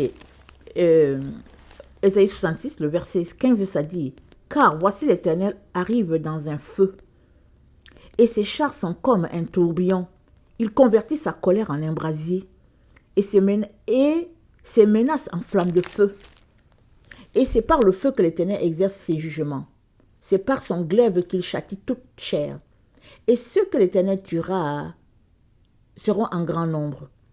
Ceux qui se sanctifient et se purifient dans les jardins, au milieu desquels ils vont un à un, qui mangent la chair de porc, des choses abominables et des souris, tous ceux-là périront, dit l'Éternel. » Écoute-moi bien, il dit quoi? Il dit ceux qui se sanctifient. Ça veut dire que tu te sanctifies. Quand tu es sanctifié, ça veut dire quoi? Ça veut dire que tu es propre. Et tu retournes encore manger la chair de porc. Voilà ce que Dieu dit. Il dit ceux qui se sanctifient et se purifient dans les jardins, au milieu desquels ils vont un à un, qui mangent de la chair de porc et des choses abominables et des souris, tous ceux-là périront, dit l'Éternel. Ça veut dire quoi? Ça veut dire que tu connais la vérité. Tu t'en vas, tu te laves, tu retournes dans la boue comme le porc. Tu te laves, tu retournes dans la boue. Dieu dit tu vas périr. Amen. Et comme il ne veut pas que tu périsses, c'est pourquoi il a mis ça ici. Pour que tu lises bien et tu comprennes que les enfantillages sont finis là. Qu'il est temps d'arrêter tes enfantillages et de te tenir droit pour la gloire de ton Dieu. Il est temps que tu arrêtes de penser juste à toi, tes désirs égoïstes, que tu arrêtes juste de penser au plaisir que tu auras de manger du porc et que tu penses à la sainteté de Dieu. Parce que ton corps, c'est le temple du Saint-Esprit, n'est-ce pas? Donc, les temps. Ok. Donc, tout cela périront, dit l'Éternel. Il dit quoi? Je connais leurs œuvres et leurs pensées. Le temps est venu de rassembler toutes les nations et toutes les langues. Elles viendront et verront ma gloire. Je mettrai un signe parmi elles, et j'enverrai leur réchappés vers les nations, à Tarsis, à Pul, à Lude, qui tirent de l'arc, à Tubal, à Javan, aux îles lointaines, qui jamais n'ont entendu parler de moi, et qui n'ont pas vu ma gloire, et ils publieront ma gloire parmi les nations. Ils amèneront tous vos frères du milieu de toutes les nations en offrant à l'Éternel, sur les chevaux, des chars, des litières, sur les mulets, les dromadaires, à la montagne sainte, à Jérusalem de l'Éternel, comme les enfants d'Israël apporteront leurs offrandes dans un vase pur à la maison de l'Éternel. Et je prendrai aussi parmi eux des sacrificateurs, des Lévites, dit l'Éternel, car comme les nouveaux cieux et la nouvelle terre que je vais créer subsisteront devant moi, dit l'Éternel, ainsi subsisteront votre postérité et votre nom. À chaque nouvelle lune, à chaque sabbat, toute chair viendra se prosterner devant moi, dit l'Éternel. Et quand on sortira, on verra les cadavres des personnes qui se sont rebellées contre moi. Car leur ver ne mourra point, et leur feu ne s'éteindra point. Et ils seront pour toute chair un objet d'horreur. Amen. Donc, il y en a qui sont en train de prospérer en ce moment, et il y en a d'autres qui sont en train de dégringoler. Amen. C'est ça qui arrive. C'est ça qu'on est en train de lire. On est dans ce temps-là. Moi, je t'encourage à faire partie des gens qui sont en train de prospérer. Et ceux qui prospèrent, c'est ceux qui mettent en application la parole de Dieu. Sors du mensonge dans lequel l'Odyssée a été plongée. Sors du mensonge dans lequel les églises ont été plongées. Nous racontons toutes sortes des histoires de Rambo, je sais pas, Rambo, d'un Jésus Rambo là, qui va venir nous délivrer de quoi là. Notre Jésus, il n'est pas Rambo. Notre Jésus là, il a marché sur la terre, il a vécu toutes les épreuves possibles et il a gardé le dépôt. Il a été vainqueur. Même quand on l'a conduit à la mort de la croix, il est allé, on dit, comme une brebis muette. Il est allé, il a été vainqueur. Alors, il l'a fait pour lui. Amen. Pour que la gloire de Dieu puisse être répandue sur la terre. Ça, c'était sa mission. Quand je dis qu'il l'a fait pour lui, je veux dire, c'était sa mission. Venez nous redonner la vie. Il l'a fait. Et comme je l'ai déjà dit, parler de ce que Jésus a fait, c'est bien, mais ce n'est pas ça qui va te changer. Ce qui te change, c'est que tu décides de faire comme Jésus-Christ. Ça te change. Mais tant et aussi longtemps que tu racontes seulement ce que Jésus-Christ a fait, tu es justement, tout simplement en train de parler, c'est tout. Et il est temps que tu arrêtes de parler. C'est le moment de mettre en pratique ce que Jésus-Christ a laissé. Amen. Très, très important. Amen. Et ce passage d'Ésaïe rappelle ce que Dieu nous a dit dans Malachie, n'est-ce pas? Malachie, c'est le dernier livre, juste avant Matthieu. Malachie nous dit ceci. Vous savez, je vais vous dire que notre leçon aujourd'hui est longue. Je peux vous le dire tout de suite. Alors, vous avez du pain sur la planche. Amen. Si vous aimez la parole de Dieu, alors vous serez content. Alors, il dit, Malachie, dans Malachie 3, Dieu dit, vos paroles, verset 13, vos paroles sont rudes contre moi, dit l'Éternel. Et vous dites qu'avons-nous dit contre toi? Vous avez dit, c'est en vain que l'on sert Dieu. Qu'avons-nous gagné à observer ses préceptes et à marcher avec tristesse? À cause de l'Éternel des armées, maintenant nous estimons heureux les hautains. Oui, les méchants prospèrent. Oui, ils tentent Dieu et ils échappent. Alors ceux qui craignent l'Éternel se parlèrent l'un à l'autre. L'Éternel fut attentif et il écouta. Et un livre de souvenirs fut écrit devant lui pour ceux qui craignent l'Éternel, qui honorent son nom. Ils seront à moi, dit l'Éternel des armées. Ils m'appartiendront au jour que je prépare. J'aurai compassion d'eux, comme un homme a compassion de son fils qui le sert. Et vous verrez de nouveau la différence entre le juste et le méchant, entre celui qui sert Dieu et celui qui ne le sert pas. Amen. Et Malachie 4, le verset 2, il dit, « Mais pour vous qui craignez mon nom, se lèvera le soleil de justice, et la guérison sera sous ses ailes.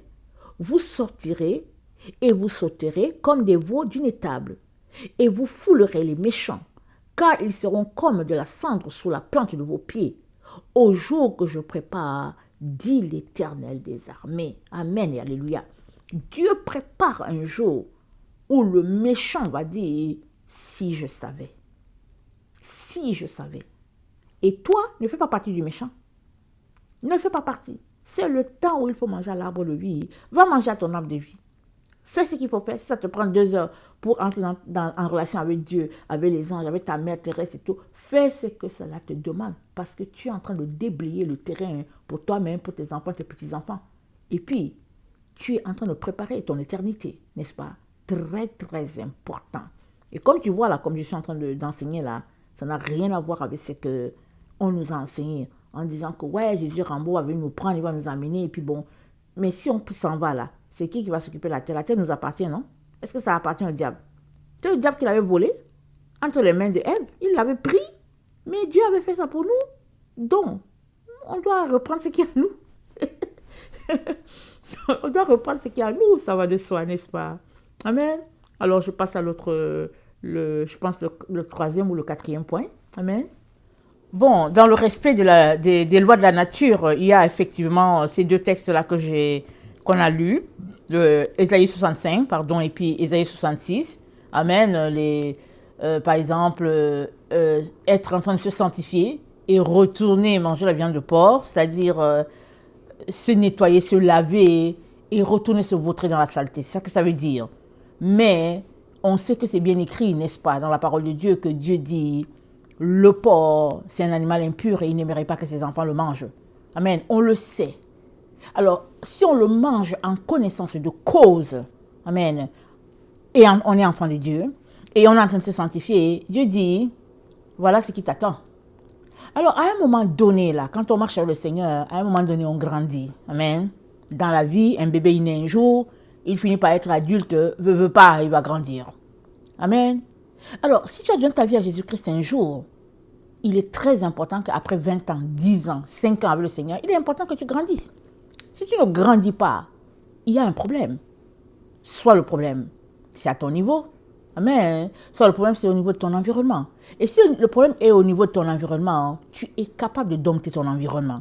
Parce que Dieu a donné à l'être humain d'être maître de son environnement. Amen. C'est à toi de dompter ton environnement. Amen.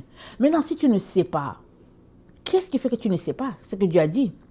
C'est parce que tu ne lis pas la Bible.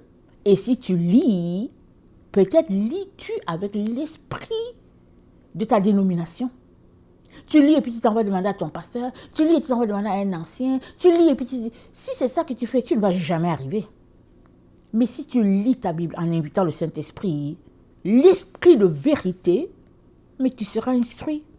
Tu sauras ce que Dieu a dit et ce qu'il n'a pas dit, ce que les hommes ont ajouté, ce qu'ils ont retranché, tu sauras tout ça. Tu vas lire et puis tu vas dire, mais ce passage, il y a quelque chose qui ne va pas avec. Moi, ça m'est arrivé plusieurs fois de lire pour dire, il y a quelque chose ici, Seigneur. Je ne sais pas c'est quoi, mais ouvre mes yeux pour que je vois c'est quoi qui se passe ici. Le Seigneur a souvent ouvert mes yeux. Très, très souvent, il a ouvert mes yeux pour m'expliquer bien la chose, ou bien pour me dire, ce n'est pas comme ça qu'il faut l'écrire, ou bien la traduction n'a pas été correcte, va chercher à tel endroit et tout ça et tout. Tout cela pour dire que nous avons besoin, amen, de grandir. C'est une nécessité.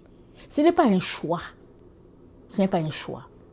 Alors, si tu es là, tu traînes dans la boue, tu es là, au lieu de marcher, tu grattes tes fesses au sol, tu es là, tu fais comme ces enfants-là qui grattent seulement les fesses au sol, ils avancent avec les fesses. Si c'est ça que tu fais, Dieu est en train de te dire que la mort viendra. Elle te séparera de la vie. Malheureusement, ce n'est pas ce que Dieu veut. Mais tu te retrouveras dans cette situation tout simplement par ton comportement. Amen. Alors, je viens nous encourager à sortir des ondits là, de nos différentes églises et puis d'avancer. Amen. Alors, donc, dans le respect des lois de la nature, le Seigneur nous parle. Amen. Il a dit à Jean, ok, l'ange du Seigneur qui est venu, qui a parlé à Jean, a dit à Jean de manger le livre. Amen. Et on va lire Apocalypse 10, le verset 8 à 11. Et puis on va regarder qu'est-ce que Dieu est en train de nous dire. Amen. Parce que tout ce qui est dans la Bible, c'est aussi pour nous. Amen. C'est un enseignement pour nous. Alors, Apocalypse 10, le verset 8, ça dit, « Et la voix que j'avais entendue du ciel me parla de nouveau et dit, « Va, prends le petit livre ouvert dans la main de l'ange qui se tient debout sur la mer et sur la terre. » Et j'allais vers l'ange et je lui disais, j'allais vers l'ange en lui disant de me donner le petit livre. Et il me dit, prends-le et avale-le. Il sera amer dans tes entrailles, mais dans ta bouche, il sera doux comme du miel. Je pris le petit livre de la main de l'ange et je l'avalai. Il fut dans ma bouche doux comme du miel, mais quand je l'eus avalé, mes entrailles furent remplies d'amertume. Puis on me dit, il faut que tu prophétises de nouveau sur beaucoup de peuples, de nations, de langues et de rois. Donc nous sommes appelés à manger le petit livre-là. Amen. Nous sommes appelés à le consommer. C'est-à-dire que quand on le mange, que nous avons de l'amertume dans le cœur. Mais pourquoi avons-nous de l'amertume? Parce que le petit livre parle de la nature. De la nature que nous avons détruite, que nous avons assassiné, excusez-moi que j'utilise le mot, de la nature que nous avons bafouée. Nous avons détruit le paradis, l'Éden que Dieu nous a donné. Nous avons détruit les arbres, les animaux. Ça n'existe plus ce que Dieu a créé. Et on a mis d'autres espèces en place. On a tout détruit. L'homme est venu, il détruit tout. Et puis il dit qu'il manque la nourriture. Et il crée d'autres, il met ça dans la nature. Mais ce n'est pas ça que Dieu voulait.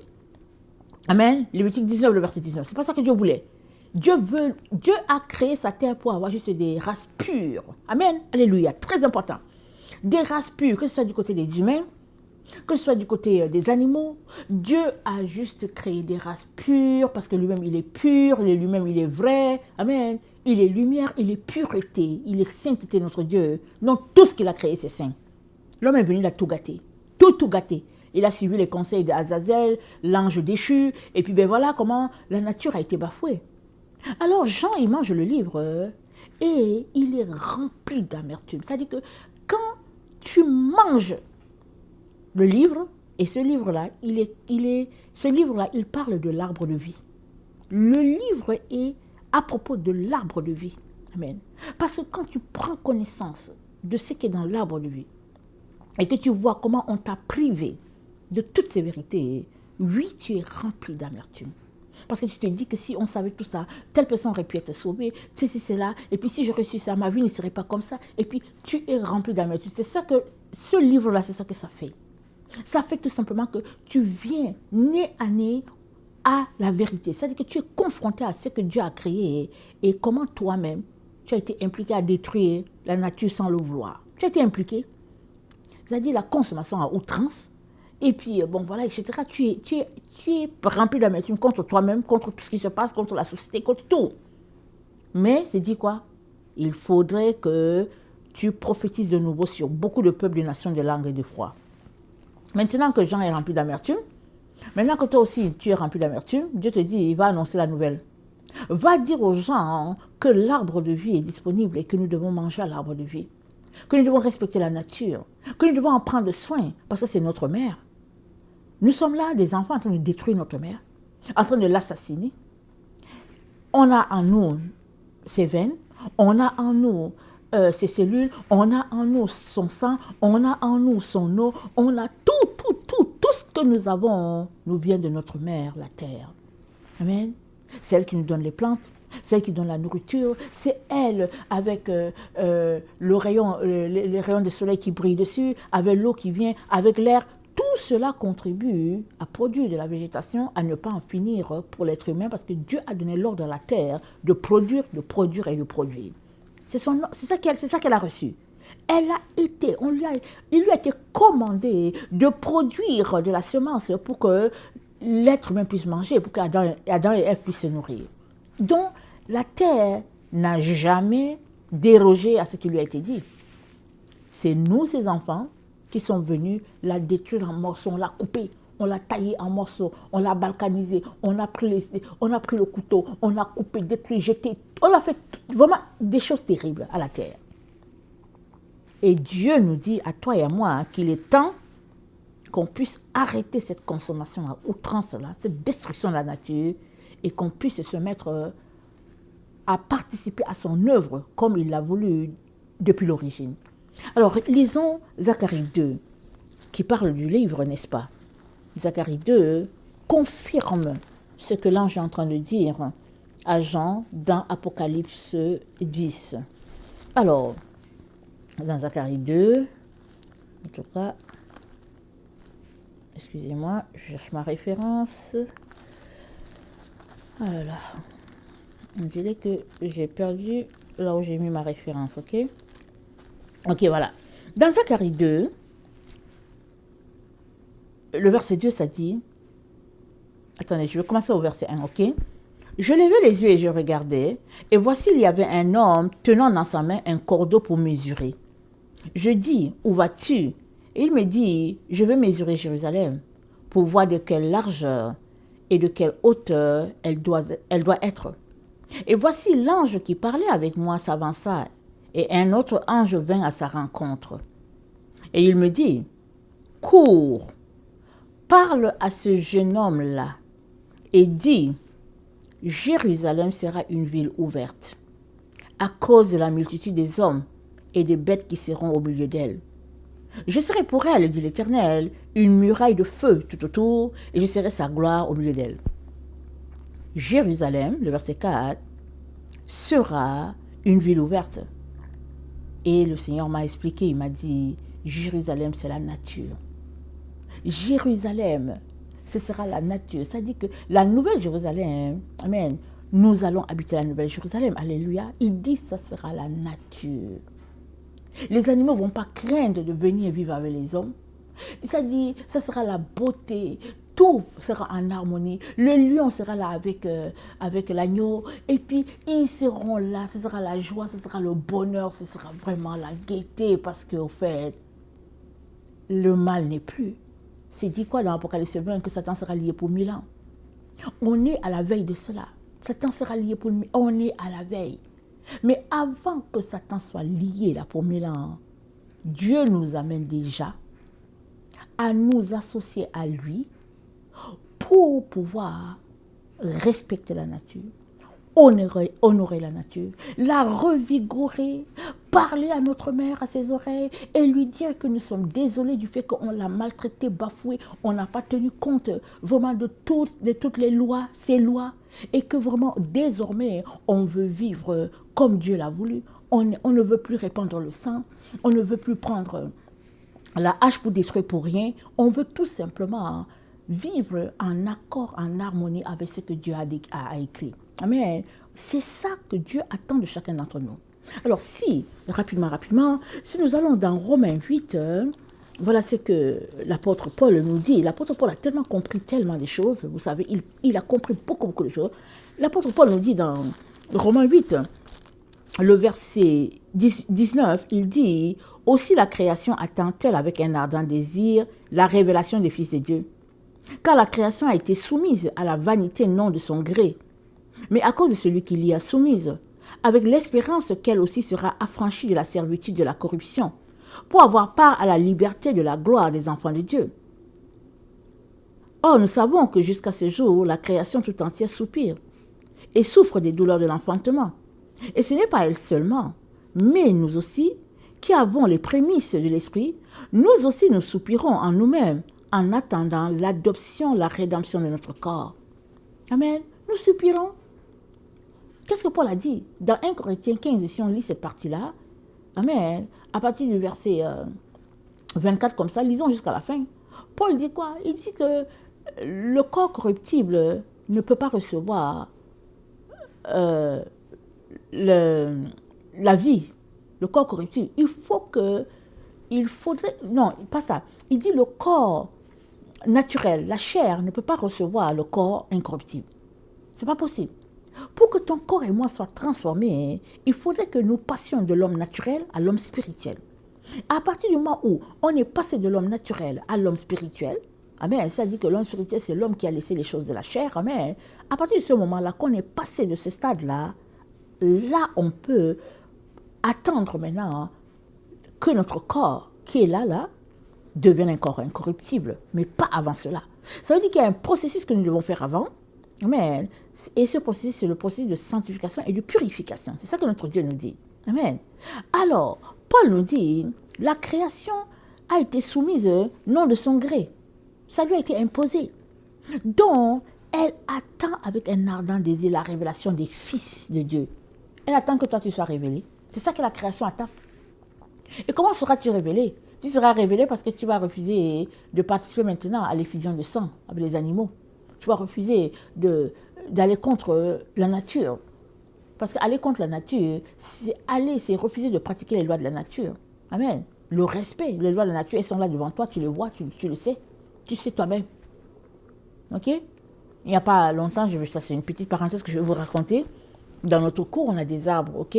Quand on avait construit la maison, en tout cas, bref, ils ont laissé les arbres dans notre cour. Et puis, mais je voulais les enlever. Mon mari ne voulait pas. Donc, voilà, c'est resté comme ça. Mais vous savez qu'en automne, les feuilles tombent. Alors, les feuilles tombent tellement dans notre cour. Et finalement, même ça va chez les voisins. Souvent, on se demande jusqu'où ils sont mécontents de nous, ok? Alors, moi, j'ai juste dit, ok, on va les couper, ok? J'ai dit aux enfants, on va couper 1 ou 2 arbres. Ça, c'était l'été dernier, ok? Disons, peut-être au mois de mai, disons-le comme ça. J'ai dit, ok, on va voir comment on va le couper. Alors, on va voir, il fallait se renseigner parce que couper un arbre, ça, je ne sais pas si ça coûte 200 ou 400 dollars par arbre, je ne sais plus, mais il y a un prix là-dedans. On regardait parce qu'on voulait aussi aménager, en tout cas, un peu un endroit là, un espace là. Et puis, il y avait 2 arbres qui sont à cet endroit-là. 2 ou 3 arbres qui sont à cet endroit-là on voulait couper les arbres.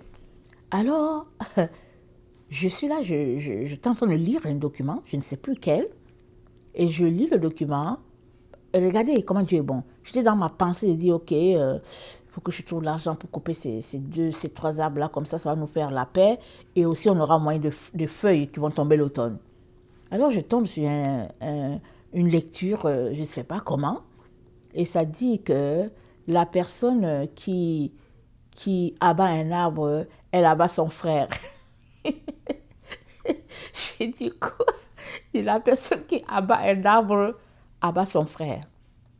Parce que les arbres et les hommes, ils tirent toute leur nourriture de la même personne, c'est-à-dire de la terre qui est leur mère. Quand je lis ça, je suis restée, je me dit, ah, merci Seigneur, parce que tu m'empêches d'aller commettre une erreur. Amen. Alors, pourquoi je voulais couper l'arbre? Oui, je vais aménager quelque chose là. Si le moment est venu d'aménager, ça c'est autre chose.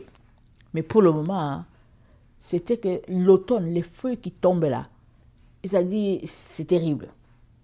Alors, j'ai juste compris la leçon. J'ai seulement dit, Seigneur, pardonne-moi d'avoir juste pensé venir abattre mon frère. Et pour renvoyer, c'est-à-dire, ça c'est le respect de la nature. Amen. C'est le respect de la nature. Alors, au lieu d'aller dépenser, je ne sais pas si c'est 600 dollars pour abattre 2 arbres, amen, j'ai mes 600 dollars en poche. En plus, là, je n'ai pas détruit mon frère, comme on dit, je n'ai pas détruit Dieu de mes frères. Et puis, il n'a pas fait tort à la terre. Amen. Parce que les arbres qui sont là, c'est les arbres d'origine. Qu'est-ce que les gens font? Ils construisent, ils enlèvent les arbres d'origine et ils disent, ils envoient un mot, ils disent, si vous voulez un arbre, la ville va venir planter un arbre. Vous voyez? Moi, je me suis toujours demandé, j'ai dit, mais pourquoi ils font ça? J'ai toujours dit, mais c'est quoi leur problème? J'ai dit, mais c'est quoi leur problème de détruire l'arbre et puis de venir planter un nouveau? Mais je n'ai pas fait la relation entre les arbres que la ville plante, qui sont des arbres, comment on appelle ça là? Des arbres plantés par les humains, et les arbres d'origine que Dieu lui-même a plantés. Parce que l'endroit où on habite maintenant, c'était une forêt. Ils ont détruit tous les arbres qui sont là pour construire. Amen. Et je ne sais pas la raison pour laquelle dans notre cour, ils ont laissé beaucoup d'arbres. Et c'est la grâce de Dieu. C'est la grâce de Dieu parce que l'été, nous avons assez de fraîcheur, nous avons assez de la verdure, de l'ombre, nous avons ça.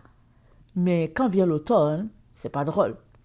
Mais alléluia, Dieu a fait que, j'ai pas touché finalement l'arbre. C'était la parenthèse que je voulais vous donner. Et ça explique comment, c'est dit, la création attend la révélation des enfants de Dieu. Amen. Alors l'enfant de Dieu, il s'accorde avec ce que son père a dit, il s'accorde à ce que son père attend de lui. Il ne fait pas le contraire. Même si ça ne l'arrange pas, il va dire, ok papa, désolé, je te demande pardon d'avoir pensé cela, mais c'est correct, merci de m'avoir amené sur le chemin de la vérité. Amen. Très très important. Alors, on retourne à notre texte de Zacharie 2, donc, Zacharie 2. Alors, Jérusalem sera une ville ouverte, c'est-à-dire Jérusalem, ce sera la nature. Les oiseaux n'auront pas le problème à venir là, les animaux n'auront pas le problème à venir là, les humains n'auront pas le problème à dire je vais rencontrer une panthère. Personne n'aura un problème, ce sera la paix là-bas dans Jérusalem. Mais écoutez le verset 5, ça dit « Je serai pour elle, dit l'Éternel, une muraille de feu. » Amen. Mais c'est quoi la muraille? La muraille, c'est la parole de Dieu. La parole de Dieu, amen, va garder Jérusalem, amen. Et personne ne va venir pénétrer, troubler, détruire Jérusalem. À nouveau, parce qu'il s'agit ici de la Nouvelle Jérusalem. Personne ne va venir.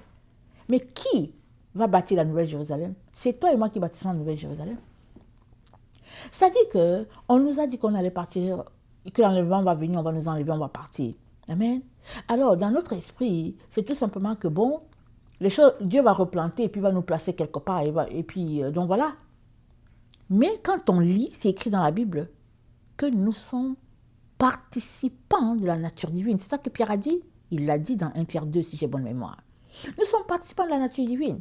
Mais nous sommes pleinement participants de la Nouvelle Jérusalem.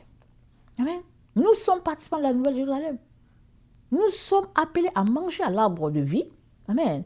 Et alors que nous mangeons à l'arbre de vie, alors que nous prions, alors que nous soupirons, alors que nous sommes là en train de gémir pour dire, oh Seigneur, Seigneur, sauve-nous, Seigneur, restaure la terre. Amen. Nos prières font que la terre il y aura la verdure à nouveau, Dieu va envoyer à nouveau des nouveaux arbres, il va envoyer de nouveau du bois d'ébène, amen, dans toutes nos forêts détruites en Afrique, il va remettre la vie, il va envoyer des espèces qui avaient disparu, il va envoyer, et puis tout sera beau encore à nouveau, amen, comme il l'avait fait dans le jardin d'Éden, parce qu'on a lu dans Ésaïe 65, il a dit qu'il y aura des nouveaux cieux, il y aura une nouvelle terre, amen. Et Dieu est capable de le faire comme ça maintenant.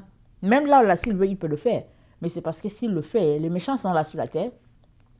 Dès qu'ils vont voir une espèce, il va dire, oh, cette espèce-là avait disparu, venez, on va tuer, on va manger, on va goûter sa chair. Mais le temps que la Nouvelle Jérusalem soit bâtie, qu'il y ait des nouveaux arbres, qu'il y ait un nouveau écosystème, tout ça, ce temps-là, les méchants ne seront plus. Parce que Satan sera lié pendant 1000 ans, n'est-ce pas? Mais nous sommes déjà là, amen, en train de planter, amen, les graines, les racines, comment on appelle ça, les bases pour que cela soit possible. Amen. On bénit le Seigneur parce qu'il nous fait participer à son œuvre. Que son nom soit béni. Alléluia. Alors, je passe rapidement. Alors, Zacharie 8, le verset 9 nous dit ceci. Zacharie 8, le verset 9. Ainsi parle l'Éternel des armées. Fortifiez vos mains, vous qui entendez aujourd'hui ces paroles de la bouche des prophètes qui parurent au temps où fut fondée la maison de l'Éternel des armées, où le temple allait être bâti. Car avant ce temps, le travail de l'homme ne recevait pas sa récompense, et le salaire des bêtes était nul. Il n'y avait point de paix pour ceux qui entraient et sortaient, à cause de l'ennemi, et je lâchais tous les hommes les uns contre les autres. Maintenant, je ne suis pas pour le reste de ce peuple comme j'étais dans le temps passé, dit l'Éternel des armées. Car des semailles prospéreront. Amen. C'est ce que je viens de dire. La vigne rendra son fruit, la terre donnera ses produits, et les cieux enverront leur rosée, et je ferai jouir de toutes ces choses le reste de ce peuple. De même que vous avez été en malédiction parmi les nations, maison de Juda et maison d'Israël, de même je vous sauverai. Vous serez en bénédiction, ne craignez pas, et que vos mains se fortifient. Car ainsi parle l'Éternel des armées, comme j'ai eu la pensée de vous faire du mal lorsque vos pères méritaient, dit l'Éternel des armées, et que je n'en suis point repenti, ainsi je reviens en arrière, et j'ai résolu en ces jours de faire du bien à Jérusalem et à la maison de Juda. Ne craignez pas. Voici ce que vous devez faire. Dites la vérité chacun à son prochain. Jugez dans vos portes selon la vérité et en vue de la paix. Que nul en son cœur ne pense le mal contre son prochain et n'aimez pas les faux serments. Car ce sont là toutes choses que je hais, dit l'Éternel. Amen, je vais m'arrêter là. Alors, il y a une nouvelle façon de faire les choses. Amen. Pas comme on a l'habitude de le faire à tous les jours. Pas comme on fait dans notre temps où l'hypocrisie est partout. Pas comme on fait les choses pour contenter les uns les autres et puis etc. Et non. Il dit non. Voilà comment vous devez vous comporter. Il dit parce que j'avais résolu de vous faire du mal. Il dit maintenant je change. Je reviens de ma décision. Pourquoi fait-il ça? Parce que nous sommes le groupe de ceux qui avons décidé que nous allons collaborer pour respecter notre mère, la terre. Nous allons arrêter de participer à l'œuvre de ceux-là qui sont en train de la détruire, de ceux-là qui l'ont assassinée, de ceux-là qui l'ont malmenée, de ceux-là qui ont fait d'elle une autre, qui lui ont donné un autre, je ne sais pas comment dire, je voulais dire ADN, mais je sais que l'ADN c'est chez les humains, mais ça dit qu'on a redonné à la terre une autre espèce. On a fait d'elle autre chose que celle que Dieu avait. Avec des pesticides, avec toutes sortes de situations bizarres. Ok? Et Dieu dit, je vais les détruire. Mais oups, nous voici, vous et moi, devant Dieu, dans la prière, la supplication, pour dire, Seigneur, change mon cœur. Seigneur, je suis désolé. Seigneur, je te demande pardon. Seigneur, s'il te plaît, sauve-moi, sauve ma famille, aide-moi à marcher dans la vérité, etc. Et puis Dieu dit, ce que j'avais résolu de faire contre vous, je ne vais plus le faire. Amen. Bénissons le Seigneur pour cela. Amen. Et puis, maintenant, il y a quelqu'un qui peut dire, non, ça s'applique à Jérusalem. Ça ne s'applique pas à nous. Amen. Et ça, si tu le dis, c'est parce que tu n'as pas compris la Bible. C'est parce que tu continues de marcher selon ces gens-là qui enseignent, qui ont divisé, qui ont balkanisé les enfants de Dieu. On dit que non, ça ne t'applique pas à toi, c'est pour les Juifs. Oh non, ça ne s'applique pas à toi, c'est pour les catholiques. Oh non, mais ici, ça ne s'applique pas à toi parce que tu sais que l'Ancien Testament, ce n'est pas pour nous. Nous sommes dans le Nouveau parce que toute chose est devenue nouvelle. Ils sont là, ils vont te donner toutes sortes de raisons. Mais si tu fais partie de ceux-là, je te dis, répands-toi. Parce que tu ne vas pas profiter du millénium. Tu seras détruit. C'est ça, il faut que je te dise la vérité. Tu seras détruit. Parce que tous ceux-là qui ont une pensée du mal ne vont pas arriver. Ils ne vont pas profiter du millénium. Ils ne vont pas profiter du repos. Dieu nous donne un repos de 1000 ans. Profite donc. Mets-toi à respecter ton sabbat. Arrête-toi samedi. Au lieu de dire que, oh non, mais tu sais, oui, je sais que Dieu a fixé que le sabbat c'est samedi, mais moi je préfère faire mes courses le samedi. Tu sais, je suis habituée à faire mon ménage le samedi, je lave mes habits le samedi, et puis le samedi, le samedi. Il y a de ces gens, ils n'ont aucun respect pour Dieu. Ils ne savent même pas qui est Dieu. Ils te disent que, ouais, Dieu a dit, mais moi je préfère que, et puis bon, moi je préfère dimanche, et puis toutes sortes d'histoires. Tu écoutes, tu te dis, un jour, ok? Un jour, j'ai eu un rêve. Dans mon rêve, vous savez, il y a des rêves là qui sont tellement vivants que tu te dis, waouh! Alors Dieu m'a donné un rêve et il m'a placé des gens sur mon chemin. Je viens, je rencontre telle personne, je viens, je rencontre telle personne, je viens, je rencontre telle personne. J'ai rencontré tellement de personnes sur mon chemin que finalement, je me suis réveillée devant le à crier, Jésus au secours, Jésus au secours. Parce que les autres personnes, ceux-là que Dieu a mis à la queue là-bas, ils voulaient m'attraper pour me tuer. Ok? Dieu m'a montré tous ces gens-là. Alors je m'arrête, je sors de mon rêve, je dis c'est quoi? Le Seigneur m'a dit, tu sais, tous ces gens-là, évite-les sur ton chemin. Il me dit, telle personne, elle symbolise ceci. Telle personne, elle symbolise cela. Telle autre personne, voilà la situation. Telle autre personne, c'est la ceci. Et puis, c'est pas forcément que je connais les gens. Il y a des gens que je connais. Il y a d'autres que je ne connais pas forcément. Hein, mais c'est le principe. C'est le principe que Dieu voulait me montrer. Dieu m'a dit, si tu évites tout ça, là, ce cercle-là qui est là comme ça, là, tu vas arriver, tu vas te rendre. Tu vas te rendre. Amen. Parce que je suis en train de t'amener quelque part. Je veux que tu arrives quelque part. Mais sur ton chemin, voilà tout ce que l'ennemi a placé. Et c'est pareil pour chaque enfant de Dieu. Les obstacles sur ton chemin, ce n'est pas les obstacles que moi je suis mon chemin. Mais toujours est-il que nous devons braver. Amen. Nous devons braver. Amen. Nous devons tabasser tout ce que nous avons sur notre chemin pour être victorieux. Amen. Très, très important. Très important. Alors, les histoires là qu'ils ont placées pour dire que ouais, ça c'est pour les juifs, et puis bon, ça s'applique pas, et puis bon, un jour je parlais avec quelqu'un, la personne me dit, hey, tu sais quoi, bon, les juifs, de toutes les manières, tu es d'Afrique, et puis bon, les juifs, il n'y en a pas en Afrique. J'ai dit, anyway, ça c'est pas mon problème. Tout ce que je sais, c'est que la Bible c'est pour moi. Amen. La Bible, c'est pour moi. De la Genèse à l'Apocalypse, c'est pour moi. Et tous les autres livres qui m'ont privé, là, les Syracides, les Sagesses, tout ça, c'est pour moi. Si toi, tu penses que les Juifs, il n'y en a pas en Afrique, c'est ton problème. Je ne suis pas là pour ça. Je ne suis pas là pour savoir qu'il y a des Juifs en Océanie, en Australie. Non, je suis là pour mettre en application la parole de Dieu. Amen. Parce que la parole de Dieu, c'est la mienne. Dieu me l'a donnée. Amen. Toute écriture est inspirée, utile pour enseigner, convaincre dans la justice. Ce verset-là dans Timothée. C'est pour moi. Alors, est-ce que j'ai besoin de quelqu'un qui me donne la permission d'aller lire ou bien de ne pas lire? Malheureusement, beaucoup d'enfants de Dieu sont là, ils attendent la permission de leur pasteur, la permission d'un ancien, la permission d'un directeur de quoi, et puis de je ne sais pas quoi, et puis que, bon, on dit oui, tu peux lire, et puis tu ne peux pas lire. Mais qui a dit? Qui a dit que tu peux lire ou bien que tu ne peux pas lire? Dieu a dit que c'est pour toi. Amen. Donc, évite les personnes qui te disent que non, il paraît que tu ne peux pas lire, il paraît que c'est la Bible des protestants, il paraît que c'est la Bible des catholiques, et puis, and so what? C'est qui a dit que c'est la Bible des catholiques et puis la Bible des Israélites? C'est qui a dit ça? C'est les humains. Dieu sait seulement qu'il a donné la parole.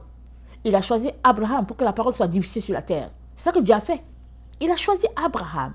Et il a dit que par Abraham, toutes les familles de la terre seront bénies. Alléluia. Vrai ou faux? C'est ça qu'il a dit. Vas-tu prendre ta bénédiction?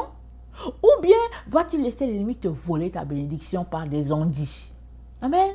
Alors Paul nous dit dans Romains 11, amen, tout ça c'est pour expliquer ce que Paul nous dit. Dans Romains 11, il nous dit, au verset 25, il dit, car je ne veux pas, frères, que vous ignoriez ce mystère, afin que vous ne vous regardiez point comme sages.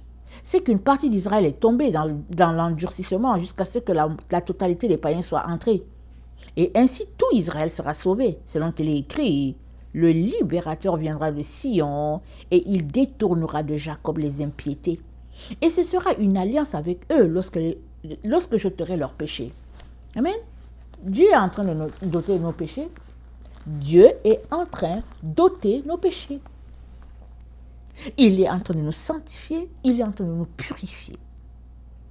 Il nous sanctifie par quoi? Il dit, Seigneur, il a prié sacerdotal. Jésus-Christ a dit, Père, sanctifie-leur par ta parole. Ta parole, c'est la vérité. Là, voilà, la parole, nous l'avons, c'est la vérité. Il est en train de nous purifier parce qu'il nous a donné l'arbre de vie et nous sommes en train de manger dans l'arbre de vie. C'est pour toi. C'est entre tes mains. Mais maintenant, si tu prends ta Bible, tu mets à la bibliothèque et puis tu secoues seulement la poussière à tous les dimanches, sorry. C'est dommage pour toi.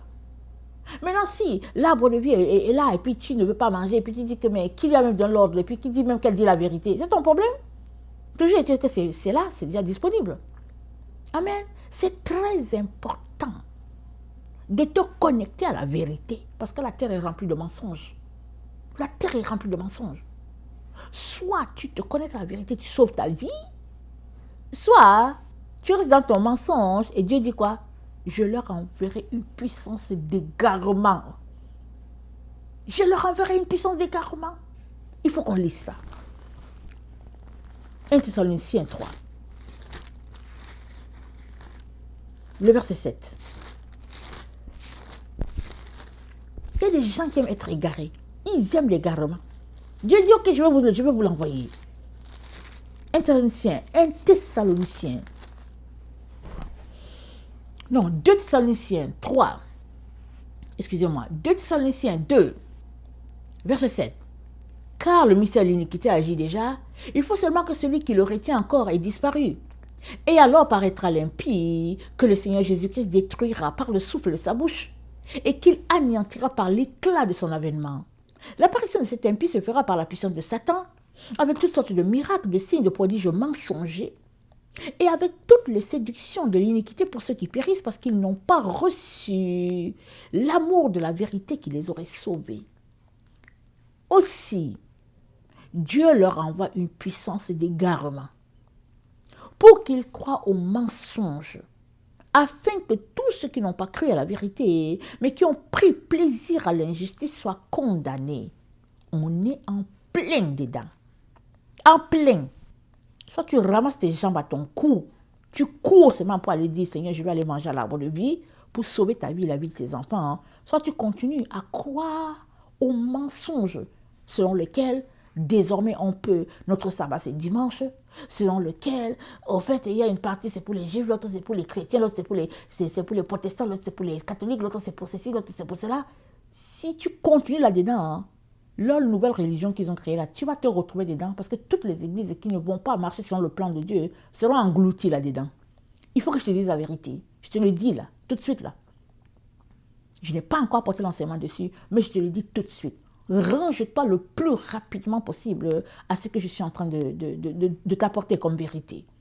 Ça, c'est parce que je veux que tu te ranges, que tu sauves ta vie. Quand je dis je veux que tu te ranges, ce n'est pas un ordre. Je te le propose de tout faire pour sauver ta vie. Parce que sur cette terre, il y a juste deux églises. Il y a juste deux voies. Il y a deux églises. La véritable église de Jésus-Christ et l'église de Satan, si je peux le dire ainsi. Et quand je dis l'église de Satan, je ne nomme pas une dénomination. Ça regroupe tous ceux-là qui sont dans leur pratique, qui ne viennent pas de Dieu. Ça regroupe tout cela. Si dans ton église, tu pratiques 95% et que 5% c'est pour le diable, tu appartiens au diable.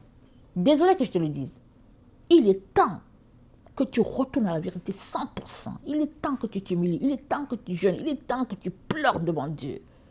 Et si tu es accroché à l'église là parce que tu es un pasteur et qu'on te paye et que tu as le confort, tu as une belle voiture, et puis un bon salaire, et puis tu es là, et puis tu auras une belle retraite, je préfère te dire, avant que tu atterrisses en enfer, ramasse tes pieds, fuis. Je peux te donner le témoignage de plusieurs pasteurs qui ont fui, qui ont ramassé leurs jambes, ils ont fui parce qu'ils sont morts. Quand ils sont arrivés, ils pensaient que Jésus allait les prendre, atterrir en enfer. Ils ont crié, supplié, Jésus les a fait sortir. Et c'est eux qui sont en train de donner le témoignage. Et il y a un autre, quand je dis un autre, il y a un autre rapidement, lui, Il est resté végétarien, il était malade. Et puis Dieu l'a gardé comme ça à cause de sa femme et de sa fille qui priaient beaucoup pour lui. Et l'ange vient le chercher. Il dit à l'ange, non, non, non, je ne veux pas partir dans cet état. Parce qu'il dit qu'il avait honte, parce qu'il était un homme très fier. Mais il est parti quand même. L'ange l'a amené. L'ange dit, non, Dieu veut te parler. Il est arrivé là-bas au ciel. Je ne vais pas entrer dans les détails. Il a raconté. Il a rencontré un pasteur comme lui, avec qui il faisait l'œuvre sur la terre. Il rencontre le pasteur. Il dit, le pasteur n'avait pas une maison. Mais le pasteur était au ciel. Alléluia. Le pasteur était au ciel. Il n'avait pas de maison. Il dormait dans un dortoir. Il demande à l'ange, mais pourquoi il dort dans un dortoir? L'ange lui dit, parce que quand il était sur la terre, il a prêché la parole, c'est vrai. Il a amené beaucoup de gens au Seigneur Jésus, c'est vrai. Mais il a vécu pour lui-même, ne donnant pas sa dîme ni son offrande parce qu'il trouvait que ce qu'il recevait, c'était petit.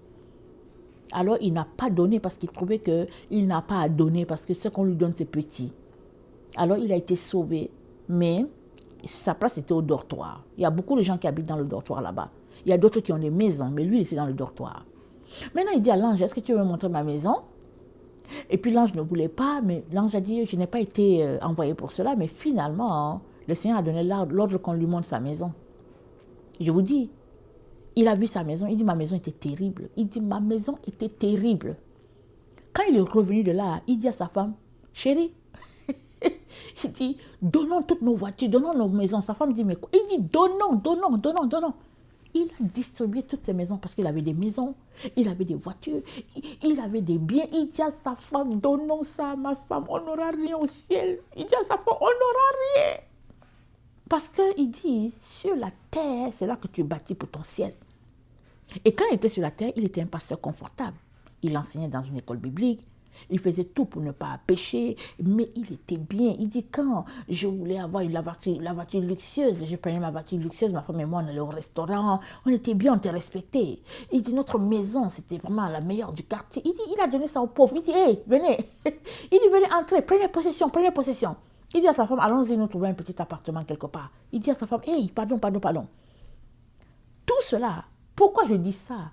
Je te dis ça parce que si tu es là, en train de prêcher la doctrine d'une église pour avoir ton confort sur la terre, sache que Jésus-Christ va te renier le jour que tu vas le rencontrer. Parce que tu ne prêches pas Jésus, tu prêches une doctrine d'une dénomination.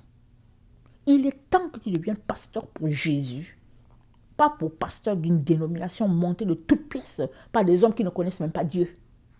Il y a plein d'églises ici, là. C'est monté par les francs-maçons, les roses-chrétiens, tout ça. Ce n'est pas les églises de Jésus. C'est plein. Allez-y sur Internet, vous allez trouver. Il est temps que tu sauves ta vie. Jusqu'à quand tu vas rester là-dedans? Amen. Alors, on va terminer. Je vais terminer enfin cet enseignement extraordinaire en parlant de Sirachie de 6, le verset 18 à 37. Amen. Sirachie de 6. Le conseil de notre Dieu.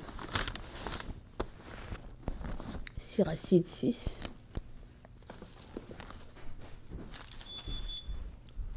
Voilà ce que ça dit. Le verset, qu'est-ce que j'ai dit? Sirachie de 6, le verset 18. Ça dit ceci. Attendez.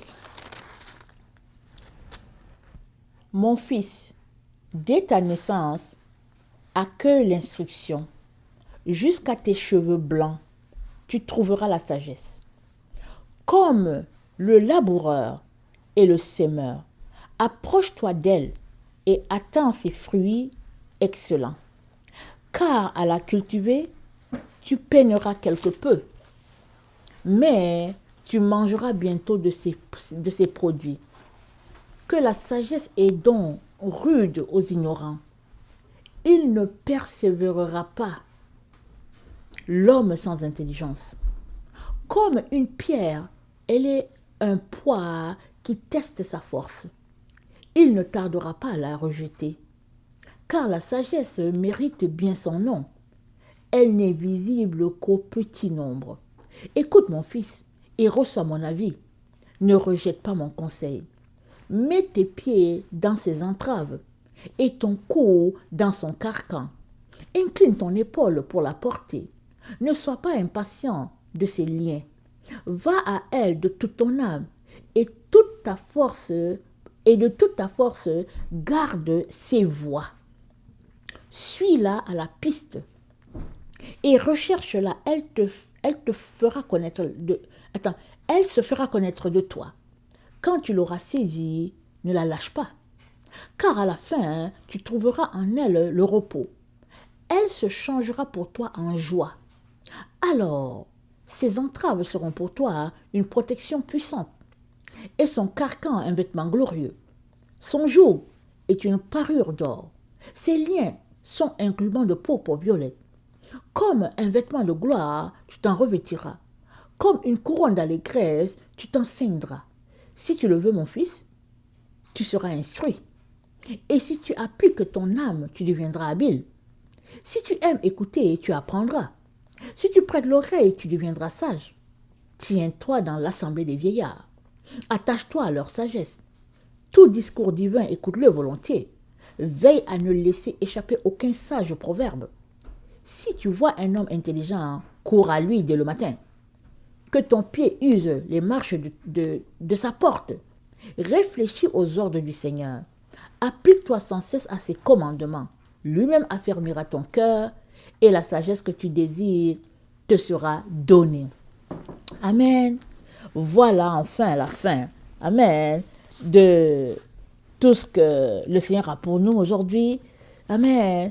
Prospérer à tous égards, qu'on prospère l'état de notre âme. Amen. Voilà. Alors, on aurait encore beaucoup à dire, mais j'arrive à la fin de cet enseignement en train de nous encourager pour dire notre âme, notre esprit et notre corps sont appelés à prospérer ensemble en harmonie. Et cela implique que nos pensées soient connectées à Dieu, que nous respectons la nature, que nous passons notre temps à pratiquer la loi de Dieu. Ce n'est que ainsi que nous serons conformes à ce que Dieu attend de nous. Ce n'est qu'ainsi que nous allons refléter la gloire de Dieu sur la terre. Amen. Soyez bénis. Je vous aime beaucoup. Dieu davantage. Maranatha. Jésus revient. Amen et alléluia.